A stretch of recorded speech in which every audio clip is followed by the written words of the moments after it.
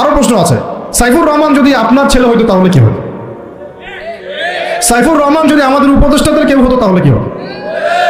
সাইফুর রহমান যদি আমাদের যে ওলামায়ে কেরামগণ, শ্রদ্ধার সাথেই বলছি, বিনয়ের সাথে, আপনাদের যদি ছেলে হতো আপনারা কি সেম কথা বলতেন কিনা? সাইফুর রহমান যদি আপনার মেয়ের জামাই হতো তাহলে আপনি সেম কথা বলতেন কিনা? এই জায়গাগুলোতে অনেক গ্যাপস আছে। আমাদের এত স্বার্থপর চিন্তা চেতনা যে আমার তো আর নিজের ছেলে মরে নাই, আমার তো আর নিজের ভাইকে মারা হয় নাই, আপনি তো তাকে আপনার ভাই মনে করতে পারছেন না। এখন পর্যন্ত আপনি সাইফুর রহমানকে আপনার ভাই মনে করতে পারেন নাই। সবাই চুপ। আর আমাদের কিছু সুরসুরি মানহাজের কিছু মানুষ আছে, সুরসুরি আর গিরগিটি মানহাজ, মানে তাগুতের নাম এক্স হইলেও তার পক্ষে, ওয়াই হইলেও তার পক্ষে, জেড হইলেও তারই পক্ষে। সবসময় চুপ, একদম সুরসুরি মার্কা ঠান্ডা ঠান্ডা মানহাজ মানুষকে দেওয়া হয় এবং তারা একটু জনপ্রিয়, এই কারণে জনগণও চুপ হয়ে যায়। তাদের একটা স্ট্যাটাস দেখে মানুষ চুপ। হ্যাঁ, আমার তো আকাবির, আমার তো অমুক, আমার স্কলার এই বলছে, আমার শায়েক এই বলছে, বাস আমি চুপ। আপনি তো নিজের চিন্তাটাকে বিক্রি করে দিয়েছেন মানুষের কাছে, নিজের চিন্তাটাকে আপনি বিক্রি করে দিয়েছেন। একজন সেলিব্রিটি স্কলার এসে একটা স্ট্যাটাস দিল যে সবাই শান্ত থাকেন, কেউ কোনো কথা বলবেন না। কেন কথা বলবো না আমি? শান্ত থাকেন বলার আগে আপনার বলা উচিত ছিল যে আমার ভাইকে এভাবে মারা হয়েছে, আমি তীব্র নিন্দা জানাই এবং এর বিচার আমি দাবি করি। তারপরে আপনি বলতে পারতেন আপনারা শান্ত থাকেন, আমরা বিষয়টা ডিল করছি। এই যে ব্রেন ওয়াশ, এই যে আমাদের একটা জজবাকে এভাবে দমন করে দেওয়া হচ্ছে, এর ফলাফল কিন্তু আপনাদেরকে ভোগ করতে হবে। আচ্ছা ঠিক আছে, 10 জন মারা হলো, চুপ করে থাকেন, ভালো কথা। আরো 100 জন মারা হলে তখনই কি চুপ করে থাকবেন? যদি একটা জেলার উপর আক্রমণ হয় তখনই কি চুপ করে থাকবেন? আপনারা শয়তান থেকে পালাতে চাচ্ছেন, কিন্তু শয়তান তো আপনাকে ছাড়বে না। আপনি কিছু বলেন আর নাই বলেন, আমি বলছি না এখনই বলেন, আমি বলছি আপনি এই হত্যার উপযুক্ত বিচার আমাদের সামনে নিশ্চিত করেন। জাতির সামনে এই 20-30 জন লোককে হাজির করে প্রকাশ্যে ফাঁসি দিয়ে দেখান যে হ্যাঁ আমরা সাইফুর রহমানের পক্ষে আছি। কিছুই করতে পারেন নাই পর্যন্ত, আপনারা কিছুই করতে পারেন নাই। ফরিদপুরের ঘটনা কিছু করতে পারেন নাই। এরকম ঘটনা বিচ্ছিন্ন না, এরকম ঘটনা বাংলাদেশের লাস্ট 5 বছরে এবং বিগত 15 বছরে অনেকগুলো হয়েছে। কিছু ঘটনা আমরা জেনেছি, কিছু ঘটনা আমরা জানি না, বেশিরভাগই আমরা জানি না। তো এই যে সমস্যাগুলো আমি সিরাত থেকে কেন বলছি, কারণ সিরাতে আপনাকে এগুলো সমাধান দিবে। আর এই বিষয়টা আমাকে খুব পীড়া দিচ্ছে ভিতর থেকে, যেটা আমাদের আচরণ, আমরা যে এত বেশি মানে দাসত্বের একটা ইয়াতে চলে আসছি, মেজাজটা আমাদের দাসত্বের মধ্যে চলে আসছে। আমরা শত্রুর চোখে চোখ রেখে কথাই বলতে পারি না। শত্রুর চোখে চোখ রেখে কথা না বললে তো সে আমাকে দাম দিবে না। কই, সে তো চায়নার সাথে এসব ডিল করতে পারে না, সে তো ইভেন পাকিস্তানের সাথেও তো পারে না। পাকিস্তানে কি খুব মুসলিমদের ঐক্য আছে নাকি? না, নাই তো। ওর ইন্টারনাল অবস্থা তো আমাদের চেয়ে অনেক সময় খারাপ। কয়েকটা পারমাণবিক বোম আছে, এই কারণে তার দিকে তাকাতে পারে না। স্বাধীনতার 50 বছরে কয়টা মিসাইল তৈরি করলেন? একটাও তো তৈরি করার ফিকির করলেন। তাহলে বিগত 50 বছরের ইতিহাস যদি আমরা ঘাঁটি, তাহলে দেখব যে যত রকমের মানব রচিত তন্ত্রমন্ত্র আছে, এই তথাকথিত গণতন্ত্রই বলেন, আর এই জাতীয়তাবাদের কথাই বলেন, আর এই তথাকথিত ধর্মনিরপেক্ষতাবাদ, আর এই কমিউনিজম যা আছে সব ফেল করেছে। পশ্চিমা সব মতবাদ এখানে এমনভাবে ফেল করেছে যেটা ইতিহাসে বিরল। তাহলে একটা মাত্র পথ আপনাদের সামনে এখন খোলা আছে, যেই পথ দিয়ে এই সমস্ত সমস্যার সলিউশন আনা সম্ভব। সেই পথটাই হচ্ছে ওই যে লেখা আছে, সিরার আলোকে উম্মার সংকট নিরসন কর। ওই সিরাতের আলোকে যদি উম্মার সংকট নিরসন করতে না পারি, আর কোনো রাস্তা আমাদের সামনে খোলা নাই। দিন কায়েমের শর্ত 3টা বলেছেন না? 3 নম্বর শর্তটাই হচ্ছে এটা যদি ইবাদত হয়, দিন কায়েম যদি একটা ইবাদত হয়ে থাকে, তাহলে সেই ইবাদত কবুল হবে শুধু একজন ব্যক্তির তরিকায়। কার তরিকায়? মুহাম্মদ রাসূলুল্লাহ সাল্লাল্লাহু আলাইহি ওয়াসাল্লামের তরিকায়। তাহলে এরকম নতজানু পররাষ্ট্রনীতি কেন? আমরা যদি মক্কার মতো পরিবেশে না থাকি, তাহলে এত নতজানু পররাষ্ট্রনীতি কেন? তাহলে ভারতের মধ্যে আমাদের যে মুসলিম ভাইরা আছে তারা কি করবে? তাহলে ভারতে যে মুসলিম ভাইরা আছে তারা কি করবে? তারা কি ওদের পা ধরে ইয়ে করবে, সালাম করবে? হিন্দুদের পা ধরে সালাম করবে? বলেন তো। আমরা তো একটা মুসলিম রাষ্ট্রে আছি, তো মুসলিম রাষ্ট্রে থাকতে এত নতজানু পররাষ্ট্রনীতি কেন? এত দাসত্বের শৃঙ্খল কেন? এই যে আমরা এতগুলো কথা বলছি না, আমি আপনাদেরকে পুরা পথ পদ্ধতি এখানে গিলায় খাওয়াই দিতে পারবো, কিন্তু বিশ্বাস করেন গিলে খাওয়ার পরে আপনি কিছুই করতে পারবেন না। কেন পারবেন না? আপনার কোনো অ্যাসোসিয়েশন নাই, কোনো ফাউন্ডেশন নাই, কোনো সংগঠন নাই, কোনো রাজনৈতিক ক্ষমতা নাই, কোনো রাজনৈতিক দলও নাই, রাজনৈতিক কোনো অ্যাপ্রোচও নাই। কিন্তু একটা সেকুলার রাজনৈতিক দল আপনার চেয়ে ভালো ফিল্ড ওয়ার্ক করতে পারবে, কারণ তার চেইন অফ কমান্ড আছে। আমাদের তাওহীদপন্থীদের কোনো চেইন অফ কমান্ডই নাই, বলে আসতেছে বিগত 5 বছর 10 বছর থেকে একই বয়ান, মাথায় ঢুকে না জিনিসটা যে চেইন অফ কমান্ড বলে একটা কিছু আছে, যেখানে একজন আমির নাই, যেখানে একজন ইমারা নাই, একটা আমির নাই, আসসামউ ওয়া তাআ নাই, বায়আ নাই, যেখানে শুনলাম মানলাম আনুগত্য করলাম, আমির মামুর জামা ইমারা এগুলো নাই, সেখানে তো চেইন অফ কমান্ড আসবে না। তাবলীগ জামাত কাজ করছে না, করছে কিনা? একটা শুরা পর্ষদ আছে না, শুরায়ে নিজামি আছে না, আমির আছে না, কাজ করতেছে, ফলাফল পাচ্ছে মাশাআল্লাহ। জামাত ইসলাম কাজ করছে না, একটা চেইন অফ কমান্ড আছে, প্রত্যেকটা জেলায় জেলায় শাখা আছে, তারা তাদের উপরের লেভেল থেকে কোনো ডিরেকশন আসলে সেটাকে রুট লেভেলে বাস্তবায়ন করছে। তারপরে ধরেন যে ইভেন এই যে আওয়ামী লীগ যে চলে গেল, তার একটা চেইন অফ কমান্ড ছিল না, ছিল কি না? উপরে যে বলতো জঙ্গি, নিচের ওই ব্যক্তিও বলতো হ্যাঁ এই জঙ্গি, এমন একটা চেইন অফ কমান্ড ওদের ছিল না? এখন বিএনপি যারা রাজনীতি করতেছে ওদের নাই, আছে। এখন আপনি বলেন ইসলামপন্থীদের রাজনৈতিক দল কয়টা? একটা আছে আমাদের শাসনতন্ত্র, একটা হচ্ছে হেফাজতে ইসলাম, আর কি হেফাজতে ইসলাম তো আসলে কোনো রাজনৈতিক ব্যাকগ্রাউন্ড থেকে আসে না, এটা এসেছে আপনারা তো জানেন হিস্ট্রি, কোন প্রেক্ষাপটে এটা তৈরি হয়েছে, শাপলা চত্বরে ঘটনা, তাই না? আর জামাত ইসলাম, আর কথা হচ্ছে যে আমাদের তো মানে পৃথক পৃথক প্ল্যাটফর্মগুলোর মধ্যে একটা ঐক্যবদ্ধ সমন্বয় সবার আগে দরকার, তারপরে আমাদের একটা বৃহত্তর চেইন অফ কমান্ড দরকার। তখন কি হতো যে উপর থেকে একটা কিছু ছেড়ে দিলে একদম নিচ পর্যন্ত আসতে সময় লাগতো। এখন এগুলোর বাইরে আবার যারা চান যে না কোরআন এবং হাদিস, ইসলামী ইমারা শরিয়া এগুলো বাস্তবায়ন হবে, দাওয়াতের সাথে সাথে জিহাদ থাকতে হবে, এবং আমরা কোনো গণতন্ত্র সেকুলারিজম এইসব পশ্চিমা আদর্শে যাব না, তারা ফেসবুকে বায়োবিও ঘুরে বেড়াচ্ছেন, সব ফেসবুকে বায়োবিও ঘুরে বেড়াচ্ছেন, ইউটিউবে ইন্ডিভিজুয়ালি কাজ করছেন, সবার নিজস্ব স্বতন্ত্র মার্কাস মাকতাবা ইত্যাদি, কোনো সমন্বিত প্রয়াস নাই। এইভাবে তো হবে না। এভাবে কি হবে? সর্বোচ্চ এককভাবে কিছু দাওয়াত দেওয়া যাবে, কিন্তু নবী সাল্লাল্লাহু আলাইহি ওয়াসাল্লাম ওহী প্রাপ্ত হওয়ার পরেই দাওয়াতের যে কাজ শুরু করলেন, এটাই চেইন অফ কমান্ড। সুবহানাল্লাহ, একটা জামাআর মধ্যে তিনি সবাইকে নিয়ে আসছেন। খেয়াল করে দেখেন, প্রথম ওহী আসলো কি সংক্রান্ত? ইকরা বিসমি রাব্বিকাল্লাযী খালাক, এই তো পড়ুন আপনার রবের নামে যিনি আপনাকে সৃষ্টি করেছে। তো পড়া তিনি কি পড়তে পারতেন? তিনি তো পড়তেও পারতেন না। তিনি তো বলছেন যে মা আনা বিকারি, আমি তো পড়তে জানি না, তারপরে তাকেই পড়তে বলা হচ্ছে আপনি পড়ুন, কারণ এই জ্ঞানতাত্ত্বিক রেভলিউশন ব্যতীত সমাজ সংস্কার সম্ভব না। এখন আমরা সমাজ সংস্কার সবাই করতে চাচ্ছি, কম বেশি সবার জায়গা থেকে, পড়াশোনা কেউ করতে চায় না। আল্লাহর কসম করে বলছি, যারা ইভেন দাওয়াতের কাজ করছে এইসব জায়গায় আমরা যারা দাঁড়ায় আছি না, তাদের অনেকেই ওলামায়ে কেরামের সাথে কোনো তাআল্লুকই নাই, কোনো সিলেবাস নাই, কোনো পড়াশোনা নাই, কোনো ক্রাইটেরিয়া নাই, কোনো অ্যারাবিক শেখার কোনো ফিকির নাই, কোরআন শেখার কোনো ফিকির নাই, তাফসির শেখার কোনো ফিকির নাই। আসি আমি দাওয়াতের কাজ করতেছি, সুবহানাল্লাহ, মানুষ আমাকে সেলিব্রিটি মনে করে, দ্যাটস অল। এভাবে হয়? এভাবে কি দাওয়াতের কাজ হয়?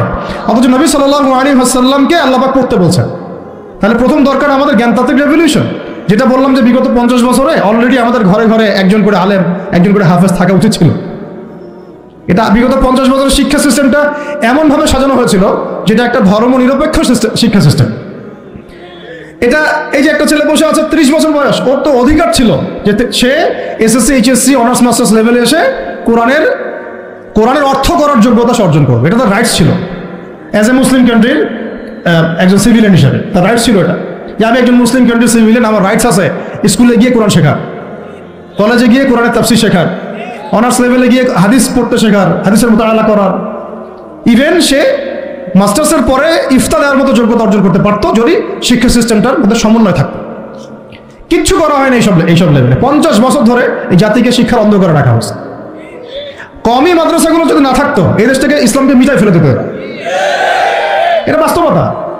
তো আমাদের এই স্কুল কলেজ পড়ুয়া ছেলে মেয়েদের রাইটস ছিল এগুলো শেখার, শিখতে পারে নাই। অনার্সে পরে তার বয়স কত? 20 থেকে 25 বছর। 25 বছরে সে 25টা সূরা জানে না, 25টা সূরার নামই জানে না, 25টা সূরার নাম বলতে পারবে। কোরআন বিধান কায়েম করতে আসছেন আপনি, সুবহানাল্লাহ, 25টা হাদিস বলতে পারেন না, 25 জন নবীর নামও বলতে পারে না। ইভেন আমাদের নবী সাল্লাল্লাহু আলাইহি ওয়াসাল্লামের সিরাতের জীবনীটা, পাতলা কিতাবটাও সে কখনো জীবনে পড়ে দেখে না। এই অবস্থা মাস্টার্স বিসিএস সব জায়গায় একই চলছে। বিসিএস যে ভাইবা হয় সেখানে কি ইসলাম ধরা হয়? বিসিএস ভাইবা যখন হয় তখন তাকে কোরআন তেলাওয়াত জিজ্ঞাসা করা হয়? তাহলে আপনি কোরআন তেলাওয়াত করতে পারেন না, রাষ্ট্র চালাবেন কিভাবে? কোরআনের সাথে কোনো তাআল্লুক নাই, তার মানে আপনাদের কনসেপ্ট হচ্ছে রাষ্ট্র আলাদা, কোরআন আলাদা। মানে রাষ্ট্র চালাতে কোরআন লাগে না, আপনার কনসেপ্ট এটাই। হ্যাঁ, না হলে তো কোরআন আপনি আনতেন সিলেবাসে, তাফসীর আনতেন, হাদিস আনতেন, সিরাত আনতেন। আপনার কনসেপ্ট হচ্ছে রাষ্ট্র আলাদা, কোরআন আলাদা, হাদিস আলাদা, এগুলো পড়াশোনা আলাদা, ব্যাংকিং সিস্টেম, ইকোনমিক্স আলাদা, ইসলাম আলাদা, তাই না? রাজনীতি আলাদা, ইসলাম আলাদা, তারপরে সংস্কৃতি আলাদা, ইসলাম আলাদা, শিক্ষানীতি আলাদা, ইসলাম আলাদা। এই কনসেপ্ট হচ্ছে এদেশের 90% মানুষের কনসেপ্ট। এরা সবাই শিরকের মধ্যে আছে, আল্লাহর কসম করে বলতেছে, সবাই শিরকের মধ্যে আছে। এরা সবাই ধর্মনিরপেক্ষ, সেকুলার। বাদ দিয়ে আমরা যারা দাড়ি টুপিওয়ালা কিছু মানুষ আছি, আমরা একটু মৌলবাদী চিন্তা করি আর কি। আমরা চিন্তা করি যে ইসলাম ব্যক্তিগত জীবনেও থাকবে, সংস্কৃতির মধ্যেও থাকবে, শিক্ষানীতিতেও থাকতে হবে, অর্থনীতিতেও থাকতে হবে, ইভেন রাজনীতির মধ্যেও থাকতে হবে। এই কনসেপ্টে না আসলে এখনো মুসলমান হনই নাই। এই কনসেপ্টে না আসা মানে এখন পর্যন্ত কালিমা লা ইলাহা ইল্লাল্লাহ এটা বুঝেনি নাই, আপনি মুখে পড়েছেন, দ্যাটস অল। এই কারণেই তো লা ইলাহা ইল্লাল্লাহ পড়ার পরেও মোদির পা চাটেন বসে বসে। এই কারণেই, কারণ ওই লা ইলাহা ইল্লাল্লাহ তো আপনাকে ওটা শিখাই নাই, যে আপনি এক আল্লাহর সার্বভৌমত্বের স্বীকৃতি দেন নাই। তো এই হলো সমস্যাগুলো। তো সমস্যার গোড়ায় অনেক কথা আছে। এখন নবী সাল্লাল্লাহু আলাইহি ওয়াসাল্লাম কিন্তু দাওয়াতের কাজটা, এই যে সিরাতের আলোকে যেটা বলছেন, সমাজ সংস্কার এবং দিন প্রতিষ্ঠা এবং সমকালীন সব সংকট দূর করা, এটা শুরু করতে হবে জ্ঞানতাত্ত্বিক রেভলিউশন থেকে। পড়াশোনা করা শুরু করে দেন, আদারওয়াইজ আপনাদের সামনে ধ্বংস ছাড়া কিচ্ছু বাকি। কি পড়াশোনা করবেন? অবশ্যই ইসলামিক কারিকুলাম থাকতে হবে। এরপরে আপনি জেনারেল লাইনের পড়াশোনা করেন, কোনো সমস্যা নাই। আর এই পড়াশোনা একা একা করা যাবে না, উস্তাদের সহবত লাগবে, ওলামায়ে কেরামের সহবত লাগবে। আমি তো এটা বলি যে আপনি কারো লেকচার শোনার আগে আপনি আগে চেক করবেন যে তার উস্তাদ কে, কোথায় সেদিন শেখে, কার কাছ থেকে সেদিন শেখে, কোত্থেকে সেই ইলমগুলো অর্জন করছে, তার লোক কোথায়। আবেগে ভাসলে হবে না এখন বিষয়টা। তো পড়াশোনার এখন যে আরো 20 বছর পড়াশোনা না করে আমি কোনো কাজ করতেই পারবো না এমনটাও না, কিন্তু পড়াশোনা আগে শুরু করে। এখন আপনার কাজ পড়াশোনা শুরু করা, ইকরা বিসমি রাব্বিকাল্লাযী খালাকের হক আদায় করা এবং ওস্তাদের সহবতে থাকা। যেমন জেনারেল লাইনে পড়েছেন 20 বছর, একা একা কি পড়েছেন না, প্রতিষ্ঠানে গিয়েছেন, ডেইলি ক্লাস করেছেন, টিচারের সহবতে ছিলেন, বেতন দিয়েছেন, ব্যাসে থেকেছেন, তারপরে আরো কি করেছেন, বাবার জমি বিক্রি করে দিয়েছেন, বাবা মায়ের জমি বিক্রি করে। সেম অন্তত পক্ষে এতটুকু যতটুকু আপনি জেনারেল লাইনের জন্য করেছেন, জেনারেল লাইনে যদি যতটুকু করেছেন, ত্যাগ, শ্রম, মেধা খরচ, কষ্ট স্বীকার করা, এর যদি অর্ধেকও যদি দিন শিক্ষার জন্য করতে না পারেন, আপনি নিজেও মুনাফেক। আমরা নিজেরাও মুনাফেক। তখন বেশক আমাদের মধ্যে নেফাকি আছে। সুবহানাল্লাহ, আপনি একটা ডিগ্রির জন্য একেবারে 20 বছর ঢালতে পারেন, 20 কোটি টাকা ঢালতে পারেন, বাপের জমি বিক্রি করতে পারেন, মেসে থাকতে পারেন, ঢাকা বিশ্ববিদ্যালয়ের সেই লাইফ লিড করতে পারেন, এক বিছানায় 2 জন থাকি, ফ্লোরের মধ্যে ফ্লোরিং করে থাকা, হ্যাঁ, হাজার হাজার লাখ লাখ টাকা খরচ করা, কষ্ট করে সকালে ওঠা, রাত জাগা, পড়া, পরীক্ষা দেওয়া, অ্যাসাইনমেন্ট, কত কি। আমি তো জানি এগুলো, আপনারা তো অনেকে না জানেন, আমি তো জানি, আমরা তো ইউনিভার্সিটিতে পড়ছি। তো এই পরিশ্রমগুলো আপনি করছেন অনলি ফর একটা সার্টিফিকেট আর একটা চাকরির জন্য, আর এর 10% কেন 5% আপনি করতে চান না দিনী শিক্ষার জন্য। তো আমি মুনাফিক না হলে এই পৃথিবীতে আর মুনাফিক কে আছে? তো এই মুনাফিকদেরকে দিয়ে আপনি দিন কায়েম করবেন নাকি? শোনেন, আবেগ দিয়ে বিপ্লব হয়। আবেগ দিয়ে কি হয়? আবেগ দিয়ে বিপ্লব হতে পারে, আবেগ দিয়ে শরিয়া খিলাফা কায়েম হয় না। আবেগই হয়ে একটা বিপ্লব হতে পারে, আবেগ দিয়ে শুধু আবেগ দিয়ে শরিয়া খিলাফা কায়েম হবে না। শরিয়া খিলাফা কায়েম হয়েছে কাদের হাতে? সাহাবীদের হাতে। কাদের হাতে? আমাদের জিন্দেগি যখন সাহাবীওয়ালা হবে তখন শরিয়া কায়েম হবে। পড়াশোনা করে না, সাহাবীওয়ালা জিন্দেগি কিভাবে যাপন করবে? উলামায়ে কেরামের সাথে তাআল্লুক নাই, সাহাবীওয়ালা জীবন কিভাবে যাপন করবে? নামাজের ঠিক নাই, সাহাবীওয়ালা জীবন হইল কিভাবে? কোরআন তেলাওয়াত করতে পারেন না, সাহাবীওয়ালা জীবন হইল? দিনের জন্য আমর বিল মারুফ নাহি আনিল মুনকারের কাজ নাই, ওই যোগ্যতাও নাই, তাহলে সাহাবীওয়ালা জীবন হইল কি? চেহারা সুরতের মধ্যে ইসলাম নাই, সুন্নতের প্রতি পাবন্দি নাই, সাহাবীওয়ালা জিন্দেগি হলো কি? সাহাবীদের হাতে বদর যুদ্ধ হয়েছে, জয়লাভ করেছে। উহুদ প্রায় জিতেইছে, এটা জিতেই বলা যায়, সাময়িক বিপর্যয় হয়েছে। খন্দক, খায়বার, মুতায়ার মুখ কাঁপিয়ে দিয়েছে কারা? সাহাবীরা।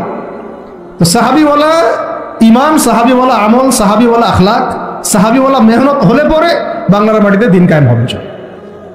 না হওয়া পর্যন্ত এই লাভঝাপ করতে থাকা, আজকে এই বিষয়, কালকে ওই বিষয়, আজকে এই ইস্যু, কালকে এই ইস্যু, এগুলোই চলতে থাকবে। আমরা এটা চাই না।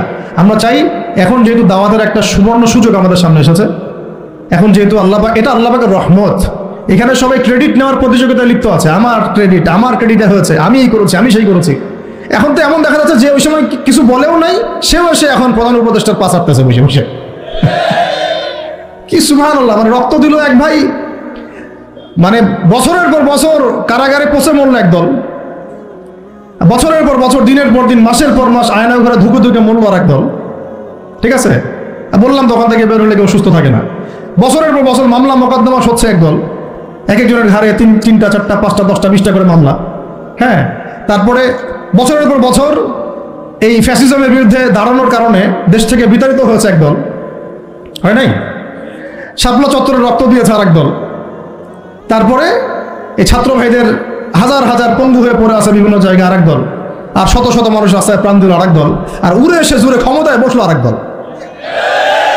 সার্কাস সার্কাস চলতেছে, এবং এখন তাদের লেজুর ভিত্তি করতেছে আরেক দল, তাদের লেজুর ভিত্তি করতেছে নতুন আর একটা সম্প্রদায়, নতুন এক প্রাণী।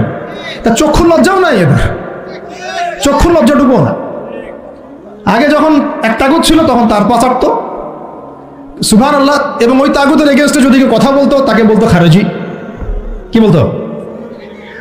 আগে যে তাগুত ছিল তার পা চাটতো আর কি, এবং তার এগেনস্টে যদি কেউ কথা বলতো তখন ওই তাগুতের দালালি করে মানুষকে বলতো খারেজি, অমুক গোষ্ঠী তমুক গোষ্ঠী। হ্যাঁ, তারপরে যখন এই বিদ্রোহগুলো হতে হতে হতে বিদ্রোহ করা বলতে আবার হারাম। বিদ্রোহ করে কি?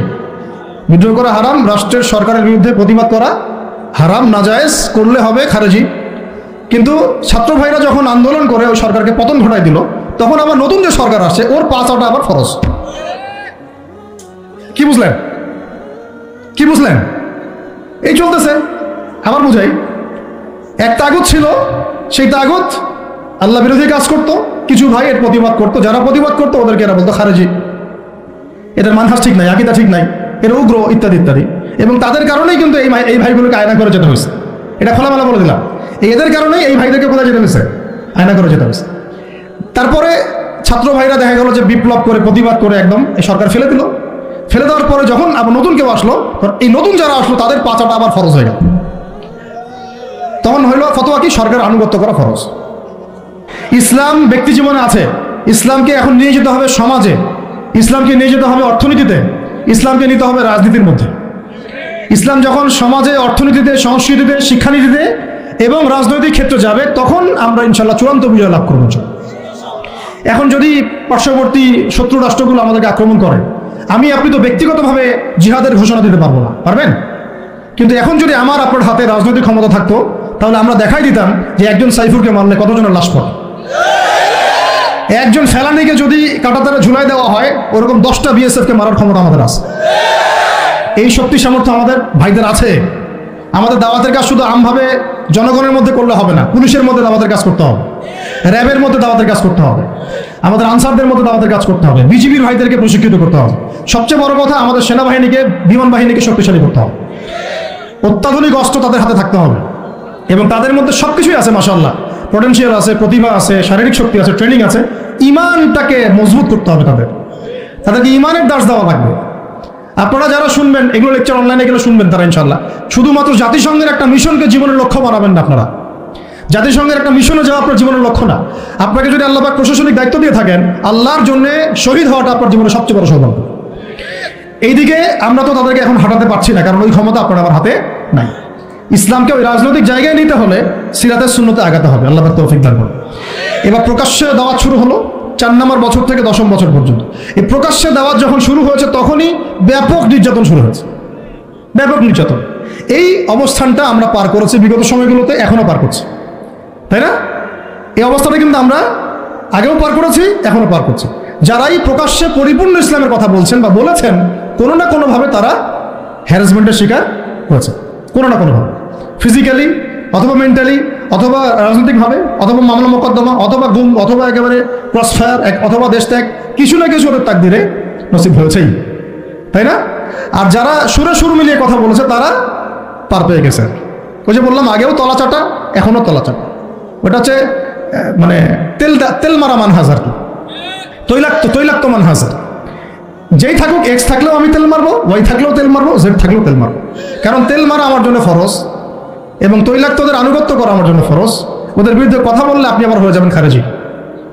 কিন্তু সার্জিসদেরকে আবার তারা কিন্তু খারেজি বলে নাই, এটা একটা ব্যাপার আছে। সার্জিস হাসনাতদেরকে কিন্তু তারা ওই সব ওলামায়ে কেরাম আবার কি বলে নাই, খারেজি বলে নাই। কিন্তু অস্ত্র হাতে নিয়ে ওরা কিন্তু পুলিশ পিটাইছে। কথা বুঝতে পারছেন?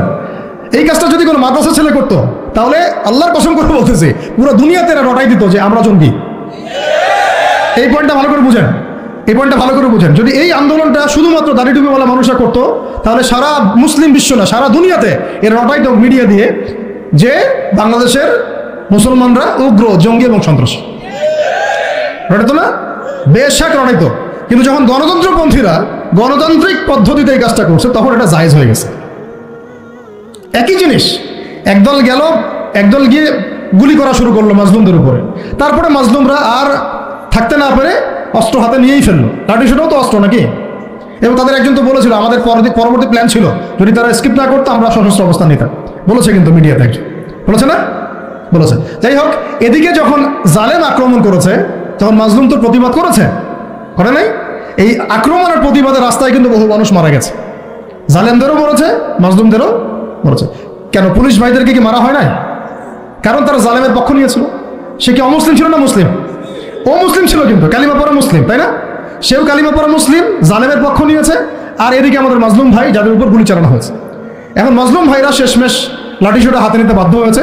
এবার কনফ্লিক্ট হলো, জালেমও মরলো কিছু, মাজলুম তো মারা গেছে। এখন এই কনফ্লিক্টে কিন্তু আমাদের ইসলামিক স্কলারশিপ অব ইসলামের কিছু কিছু ব্যক্তি তারা কিন্তু এখানে মাজলুমদের কাউকে কিন্তু খারেজি বলে নাই। বলেছে মাজলুমদের কাউকে কিন্তু তারা সন্ত্রাসী, জঙ্গি সব শব্দ ইউজ করে নাই। কিন্তু এটা যদি দাড়ি টুপিওয়ালা কোনো মানুষ করতো তাহলে খবর ছিল। অতএব শুভঙ্করের ফাঁকিগুলো বোঝার চেষ্টা করুন। এইভাবে আমাদেরকে ধোকায় ফেলা হচ্ছে, এইভাবে পুরো জাতির তরুণ প্রজন্মের জিহাদি জাজবা ধ্বংস করে দেওয়া হচ্ছে। এইসব থিওরি, এইসব তত্ত্ব দিয়ে, এইসব ফতোয়াবাজি করে পুরা 16 কোটি মানুষের জিহাদি জাজবাটাকে নষ্ট করে দেওয়া হচ্ছে। অন্যায়ের প্রতিবাদ করলেই আপনাকে জঙ্গি বলে দেওয়া হবে, অন্যায়ের বিরুদ্ধে কথা বললেই আপনার উপরে এইসব চলে আসবে। অথচ গণতান্ত্রিক পদ্ধতিতে যখন তারা লড়াই করছে এটা তখন জায়েজ হয়ে যাচ্ছে। তখন 100টা মূল্যেও জায়েজ, 1000 মূল্যেও সুবহানাল্লাহ। আর এখানে সাইফুর রহমানকে মারা হয়েছে, দুই একজন ভাই যদি একটু কড়া গলায় কথা বলে, বাকিরা বলছে এত গলা বড় করার দরকার নেই, আস্তে করে কথা বলুন। অপেক্ষা করেন, শয়তান থেকে পালাচ্ছেন তো, শয়তান তো আপনার থেকে পালাবে না, শয়তান আপনাকে ধরবে। আপনি শয়তান থেকে পালাতে যাচ্ছেন তো, এটা একটা সাপ। এটা কি একটা, এখন যেটা দেখছেন এগুলো সাপের লেজ। এগুলো কি? এগুলো সব সাপের লেজ। সাপের মাথা কোথায় জানেন? একদম দিল্লিতে। সাপের মাথা কোথায়? এখন এই সাপের লেজ নিয়ে আপনার এত ভয়, মাথা আসলে যে কি করবেন আল্লাহই ভালো জানে। কথা হচ্ছে যে এই সাপের লেজ আপনি কাটবেন কিভাবে? কাটতে হলে একটা অস্ত্র লাগবে। সেই হাতিয়ার, সেই তরবারের নামই হচ্ছে ইসলাম। সেই তরবারের নামই সিরাত। এর বাইরে কোনো তরবাল নাই। আজকে যদি লেজ কাটতে পারেন কাল মাথাও কাটতে পারবেন ইনশাআল্লাহ। এখন যদি লেজের কাছে হেরে যান মাথা কাটতে পারবেন। এখন আপনি শয়তান থেকে পালাতে যাচ্ছেন, কিন্তু শয়তান আপনার থেকে পালাবে না, ও আপনাকে ধরবে। আজকে 10, কালকে 20, যদি কালকে আল্লাহ না করে 100 হয়, তখন দেখবো আপনাদের বিবৃতি কেমন হয়। আপনারা কোন ভাষায় কথা বলেন সেটা দেখার অপেক্ষা আছি আমি। আর উপযুক্ত শাস্তি নিশ্চিত না করা হলে এগুলো লাই পাবে না, বেশাক লাই পাবে। এখন শাস্তি কি উপযুক্ত নিশ্চিত করা হয়েছে কিনা এখন পর্যন্ত আমরা দেখি নাই কিছু। ফরিদপুরের ঘটনা তো দেখি নাই আমরা কিছু, এর আগের ঘটনাগুলো তো আমরা কিছু দেখি নাই। অতএব আমরা এই জায়গায় অনেক বেশি কনসিয়াস যে আপনারা আগে এক নৌকায় পা রেখেছিলেন, এখন আবার 2 নৌকায় পা রাখলেন কিনা। আগে তো পা রেখেছিলেন শুধুমাত্র এক নৌকায়, ভারতীয় নৌকায় আর কি। আর এখন পা রাখতেছেন ভারতীয় নৌকায় পাশাপাশি আমেরিকান নৌকায়। 2 নৌকায় 2 পা রাখতেছেন। যখন 2 নৌকায় 2 পা থাকবে তখন কিন্তু ডোবা আরো বেশি সহজ হয়ে যাবে। এটাও মাথায় রাখেন, তখন কিন্তু পা রাখারও জায়গা পাবেন না। তো এই জিনিসগুলো আমাদের ভালো করে বোঝা দরকার। আল্লাহ পাক আমাদেরকে বোঝার তৌফিক দান করুন। আমাদের কাছে কোরআন আছে ভাই, দ্বীন ইসলাম আছে, নবীর সুন্নাত আছে, আমাদের কোথাও যাওয়ার দরকার নাই। এই সহজ কথাটা আমরা বোঝাতে পারতেছি।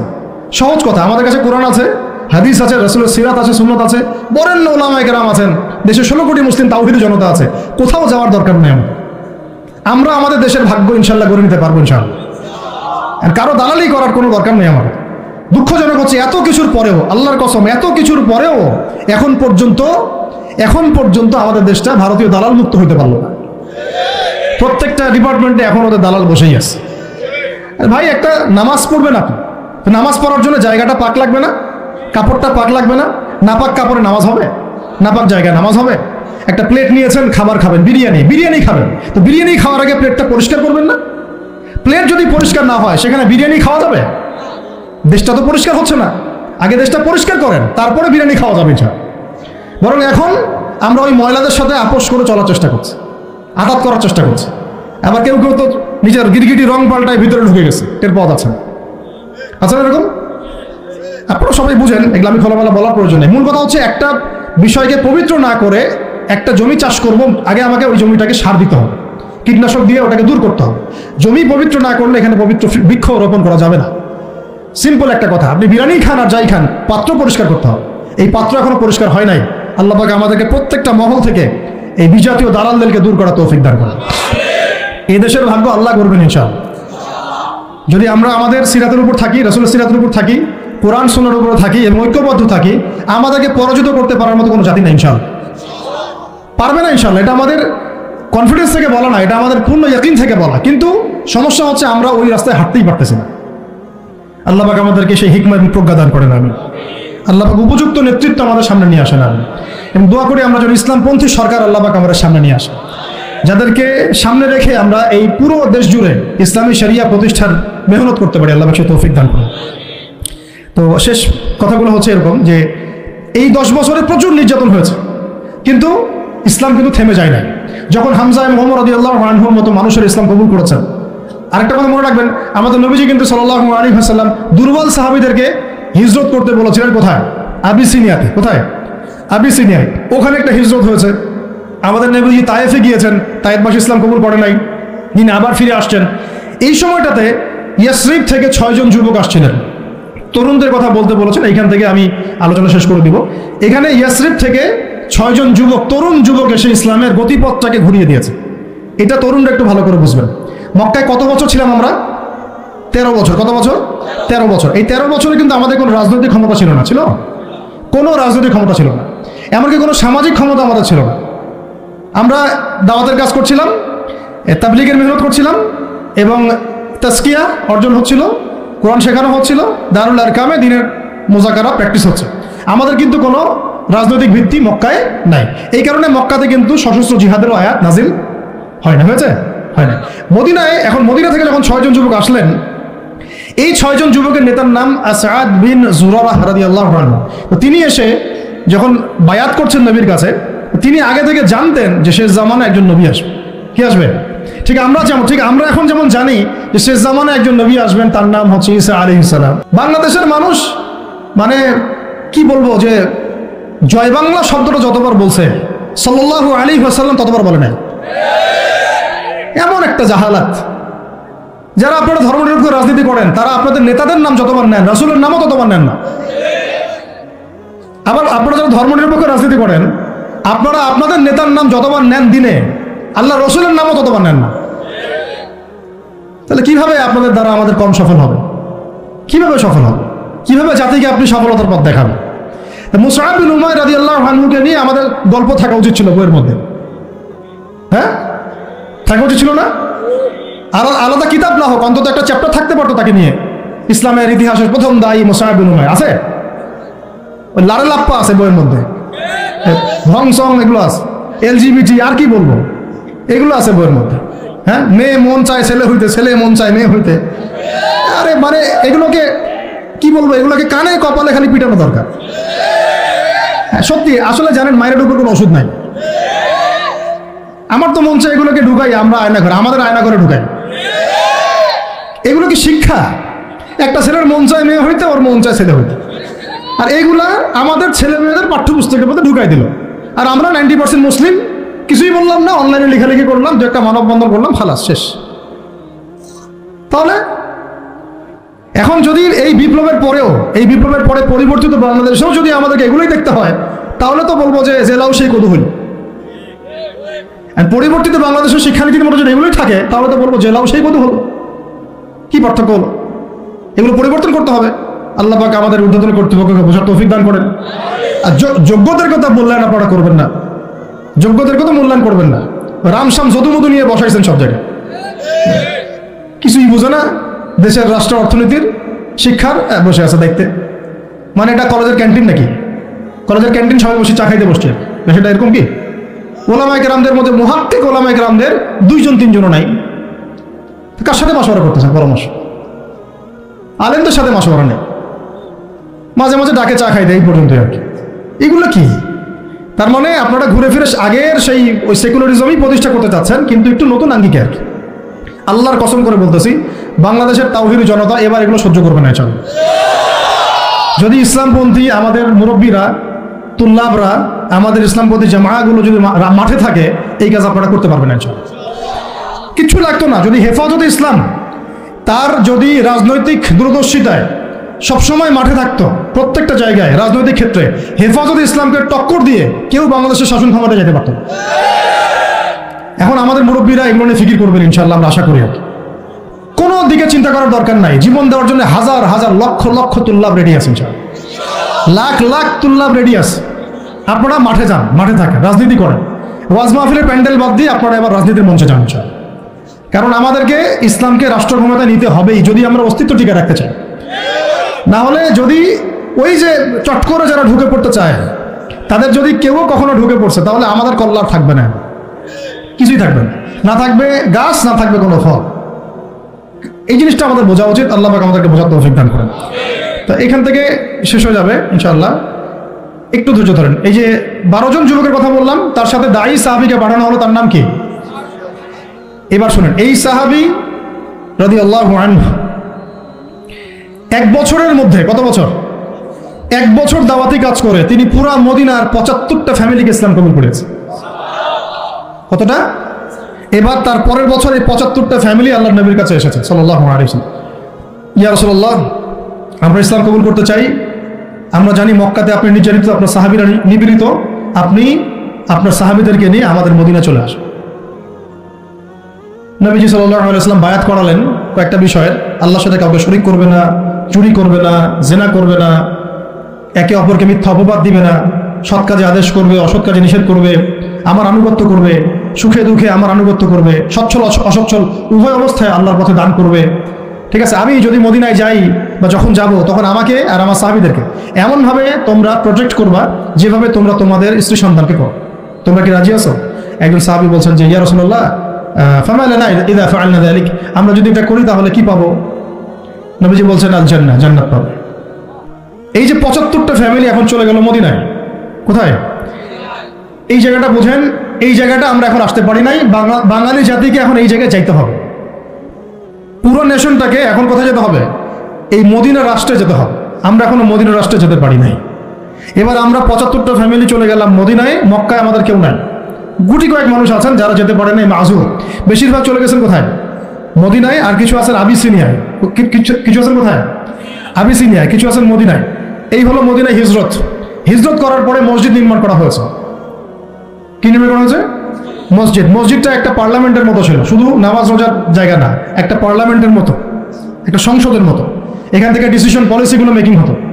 তারপরে আনসার যারা ছিলেন সেখানে সাহায্যকারী, তারা হলেন আনসার। আর যারা হিজরত করে গেলেন তারা হলেন মুহাজির। নবীজি আনসার আর মুহাজিরদের মধ্যে ভ্রাতৃত্বের বন্ধন স্থাপন করলেন। এই যে আমাদের দরকার এখন ঐক্যের প্ল্যাটফর্ম। কি দরকার? ঐক্যের প্ল্যাটফর্ম। তাদের সেখানে তারা ভূখণ্ড পেলেন, রাষ্ট্র ক্ষমতা পেলেন, ভ্রাতৃত্বের বন্ধন হলো, পার্লামেন্টের মতো মসজিদ হয়ে গেল। এবং ওখানে ইহুদিরা ছিল, আরও কিছু মুশরিকরা ছিল, তাদের সাথে মদিনা সনদ বা একটা চুক্তি হলো। এটা একটা কনস্টিটিউশন, সংবিধান হলো। এই জায়গায় আমরা এখনো যেতে পারি না। যেতে পারছি? আমাদের সেরকম আলাদা কোনো স্বতন্ত্র ইসলামিক কান্ট্রি নাই, আমাদের সেরকম ইসলামিক কোনো কনস্টিটিউশন নাই, ইসলামিক আমাদের মধ্যে ইভেন ভ্রাতৃত্বের বন্ধনও নাই। ওই রকম কোনো একজন আমির এবং একটা জামাআ আমাদের মধ্যে এখন নাই। এখন আমরা মদিনা রাষ্ট্র কায়েম করতে পারি নাই। মদিনা রাষ্ট্র কি সেকুলার রাষ্ট্র ছিল? ধর্মনিরপেক্ষ রাষ্ট্র ছিল কি? মদিনা রাষ্ট্র কি জাতীয়তাবাদের আদলে গড়ে উঠেছে বা কমিউনিজমের আদলে গড়ে উঠেছে? গণতন্ত্রের আদলে? মদিনা রাষ্ট্র গড়ে উঠেছে শরিয়ার আদলে, মানে কোরআন এবং সুন্নাহর বিধানের আদলে। ওখানে কি অন্য ধর্মের মানুষরা ছিল না? ছিল। তাদের সাথে কোনো কনফ্লিক্ট হয়েছে? তাদের অধিকার খর্ব করা হয়েছে? হ্যাঁ, তাদের সাথে জুলুম হয়েছে? না, বরং তাদের সাথে আমরা হৃদ্যতা মহব্বতের সম্পর্ক রেখে চলেছি যতক্ষণ পর্যন্ত না তারা কোনো ফল্ট করেছে। যেমন বনু কুরাইজা ফল্ট করেছে, ওর সাথে যুদ্ধ হয়েছে, বের করে দিয়েছে। বনু নাজির ফল্ট করেছে, ওকে বের করে দেওয়া হয়েছে। বনু কাইনুকা ফল্ট করেছে, ওকে বের করে দেওয়া হয়েছে। যখন যে চুক্তি ভঙ্গ করেছে তখন তার সাথে আমরা আক্রমণাত্মক আচরণ করেছি, শাস্তিমূলক। কিন্তু যতক্ষণ পর্যন্ত ওরা চুক্তি ভঙ্গ করে নাই, আমরা সবাই মিলে একটা ঐক্য সংহতি রক্ষা করেই চলেছি। আমরা কি এখন ওরকম কোনো রাষ্ট্র পেয়েছি? এখন আমাদের সামনে এইরকম একটা মদিনা রাষ্ট্র গড়ার ফিকির করতে হবে। এই জায়গায় যদি ইসলামকে আমরা নিতে না পারি বাংলার জমিনে, তাহলে না হবে মদিনা, আর না হবে সেখান থেকে কোনো মক্কা বিজয়। মক্কা বিজয় কি আগে হয়েছে না আগে মদিনা রাষ্ট্র কায়েম হয়েছে? তো মদিনা রাষ্ট্র কায়েম করার আগেই আমাদের অনেক আমির সাহেব তারা আবার গণক্ষমা ঘোষণা করছেন। মন খারাপ করেন আপনারা আবার? হ্যাঁ, আমাদের অনেক আমির কি করছেন? গণক্ষমা ঘোষণা করছেন। আপনি তো মক্কা বিজয় করেন না এখন যে গণক্ষমা ঘোষণা করুন। কেন গণক্ষমা ঘোষণা করুন? কোন অধিকারে, কোন রাইটসে?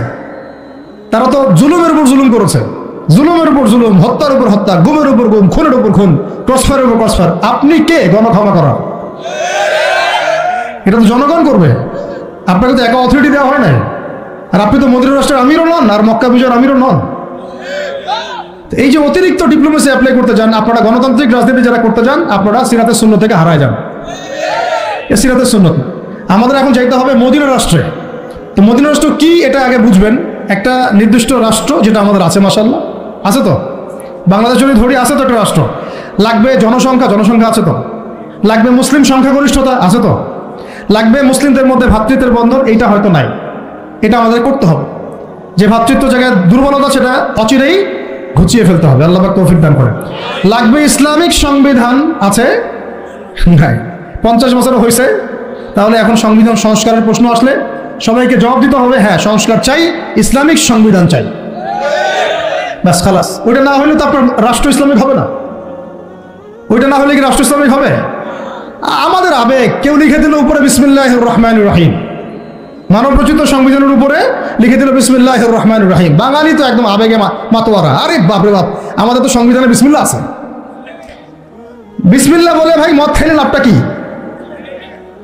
নিচে তো মদের লাইসেন্সের দেওয়ার কথাও আছে, নিচে তো ট্রান্সজেন্ডারও আছে, নিচে তো আরো অনেক কিছুই আছে, সমকামিতাও আসতেছে। তো বিসমিল্লাহ উপরে থাকলে আমার লাভ কি আর ক্ষতি কি? বিসমিল্লাহ উপরে থাকার পর যখন A to Z ইসলামিক থাকবে তখন বুঝবো হ্যাঁ এটা ইসলামিক কনস্টিটিউশন হয়েছে। আছে ওটা নাই, তাহলে এটা করতে হবে। তারপরে দেখবেন একজন আমাদের প্রেসিডেন্ট লাগবে, মুসলিম প্রেসিডেন্ট, যিনি উমর রাদিয়াল্লাহু আনহুর মতো ইনসাফ আদালত কায়েম করবেন সব। এবং আমরা আনসার ও মুহাজিরদের মধ্যে ভ্রাতৃত্বের বন্ধনে থাকবো, আপোষের মধ্যে কোনো কোন্দলে। আরো প্রশ্ন আছে, সাইফুর রহমান যদি আপনার ছেলে হইতো তাহলে কি হতো? সাইফুর রহমান যদি আমাদের উপদেষ্টাদের কেউ হতো তাহলে কি হতো? সাইফুর রহমান যদি আমাদের যে ওলামায়ে কেরামগণ, শ্রদ্ধার সাথেই বলছি, বিনয়ের সাথে, আপনাদের যদি ছেলে হতো আপনারা কি সেম কথা বলতেন কিনা? সাইফুর রহমান যদি আপনার মেয়ের জামাই হতো তাহলে আপনি সেম কথা বলতেন কিনা? এই জায়গাগুলো তো অনেক গ্যাপস আছে। আমাদের এত স্বার্থপর চিন্তা চেতনা যে আমার তো আর নিজের ছেলে মরে নাই, আমার তো আর নিজের ভাইকে মারা হয় নাই, আপনি তো তাকে আপনার ভাই মনে করতে পারছেন না। এখন পর্যন্ত আপনি সাইফুর রহমানকে আপনার ভাই মনে করতে পারেন নাই। সবাই চুপ। আর আমাদের কিছু সুরসুরি মানহাজের কিছু মানুষ আছে, সুরসুরি আর গিরগিটি মানহাজ, মানে তাগুতের নাম এক্স হইলেও তার পক্ষে, ওয়াই হইলেও তার পক্ষে, জেড হইলেও তারই পক্ষে। সবসময় চুপ, একদম সুরসুরি মার্কা ঠান্ডা ঠান্ডা মানহাজ মানুষকে দেওয়া হয়, এবং তারা একটু জনপ্রিয়, এই কারণে জনগণও চুপ হয়ে যায়। তাদের একটা স্ট্যাটাস দেখে মানুষ চুপ। হ্যাঁ, আমার তো আকাবির, আমার তো অমুক, আমার স্কলার এই বলছে, আমার শায়েখ এই বলছে, বাস আমি চুপ। আপনি তো নিজের চিন্তাটাকে বিক্রি করে দিয়েছেন মানুষের কাছে, নিজের চিন্তাটাকে আপনি বিক্রি করে দিয়েছেন। একজন সেলিব্রিটি স্কলার এসে একটা স্ট্যাটাস দিল যে সবাই শান্ত থাকেন, কেউ কোনো কথা বলবেন না। কেন কথা বলবো না আমি? শান্ত থাকেন বলার আগে আপনার বলা উচিত ছিল যে আমার ভাইকে এভাবে মারা হয়েছে, আমি তীব্র নিন্দা জানাই এবং এর বিচার আমি দাবি করি। তারপরে আপনি বলতে পারতেন আপনারা শান্ত থাকেন, আমরা বিষয়টা ডিল করছি। এই যে ব্রেন ওয়াশ, এই যে আমাদের একটা জজবাকে এভাবে দমন করে দেওয়া হচ্ছে, এর ফলাফল কিন্তু আপনাদেরকে ভোগ করতে হবে। আচ্ছা ঠিক আছে, 10 জন মারা হলো, চুপ করে থাকেন, ভালো কথা। আরো 100 জন মারা হলে তখনই কি চুপ করে থাকবেন? যদি একটা জেলার উপর আক্রমণ হয় তখনই কি চুপ করে থাকবেন? আপনারা শয়তান থেকে পালাতে চাচ্ছেন, কিন্তু শয়তান তো আপনাকে ছাড়বে না। আপনি কিছু বলেন আর নাই বলেন, আমি বলছি না এখনই বলেন, আমি বলছি আপনি এই হত্যার উপযুক্ত বিচার আমাদের সামনে নিশ্চিত করেন। জাতির সামনে এই 20-30 জন লোককে হাজির করে প্রকাশ্যে ফাঁসি দিয়ে দেখান যে হ্যাঁ আমরা সাইফুর রহমানের পক্ষে আছি। কিছুই করতে পারেন নাই পর্যন্ত, আপনারা কিছুই করতে পারেন নাই। ফরিদপুরের ঘটনা কিছু করতে পারেন নাই। এরকম ঘটনা বিচ্ছিন্ন না, এরকম ঘটনা বাংলাদেশের লাস্ট 5 বছরে এবং বিগত 15 বছরে অনেকগুলো হয়েছে। কিছু ঘটনা আমরা জেনেছি, কিছু ঘটনা আমরা জানি না, বেশিরভাগই আমরা জানি না। তো এই যে সমস্যাগুলো আমি সিরাত থেকে কেন বলছি, কারণ সিরাতে আপনাকে এগুলো সমাধান দেবে।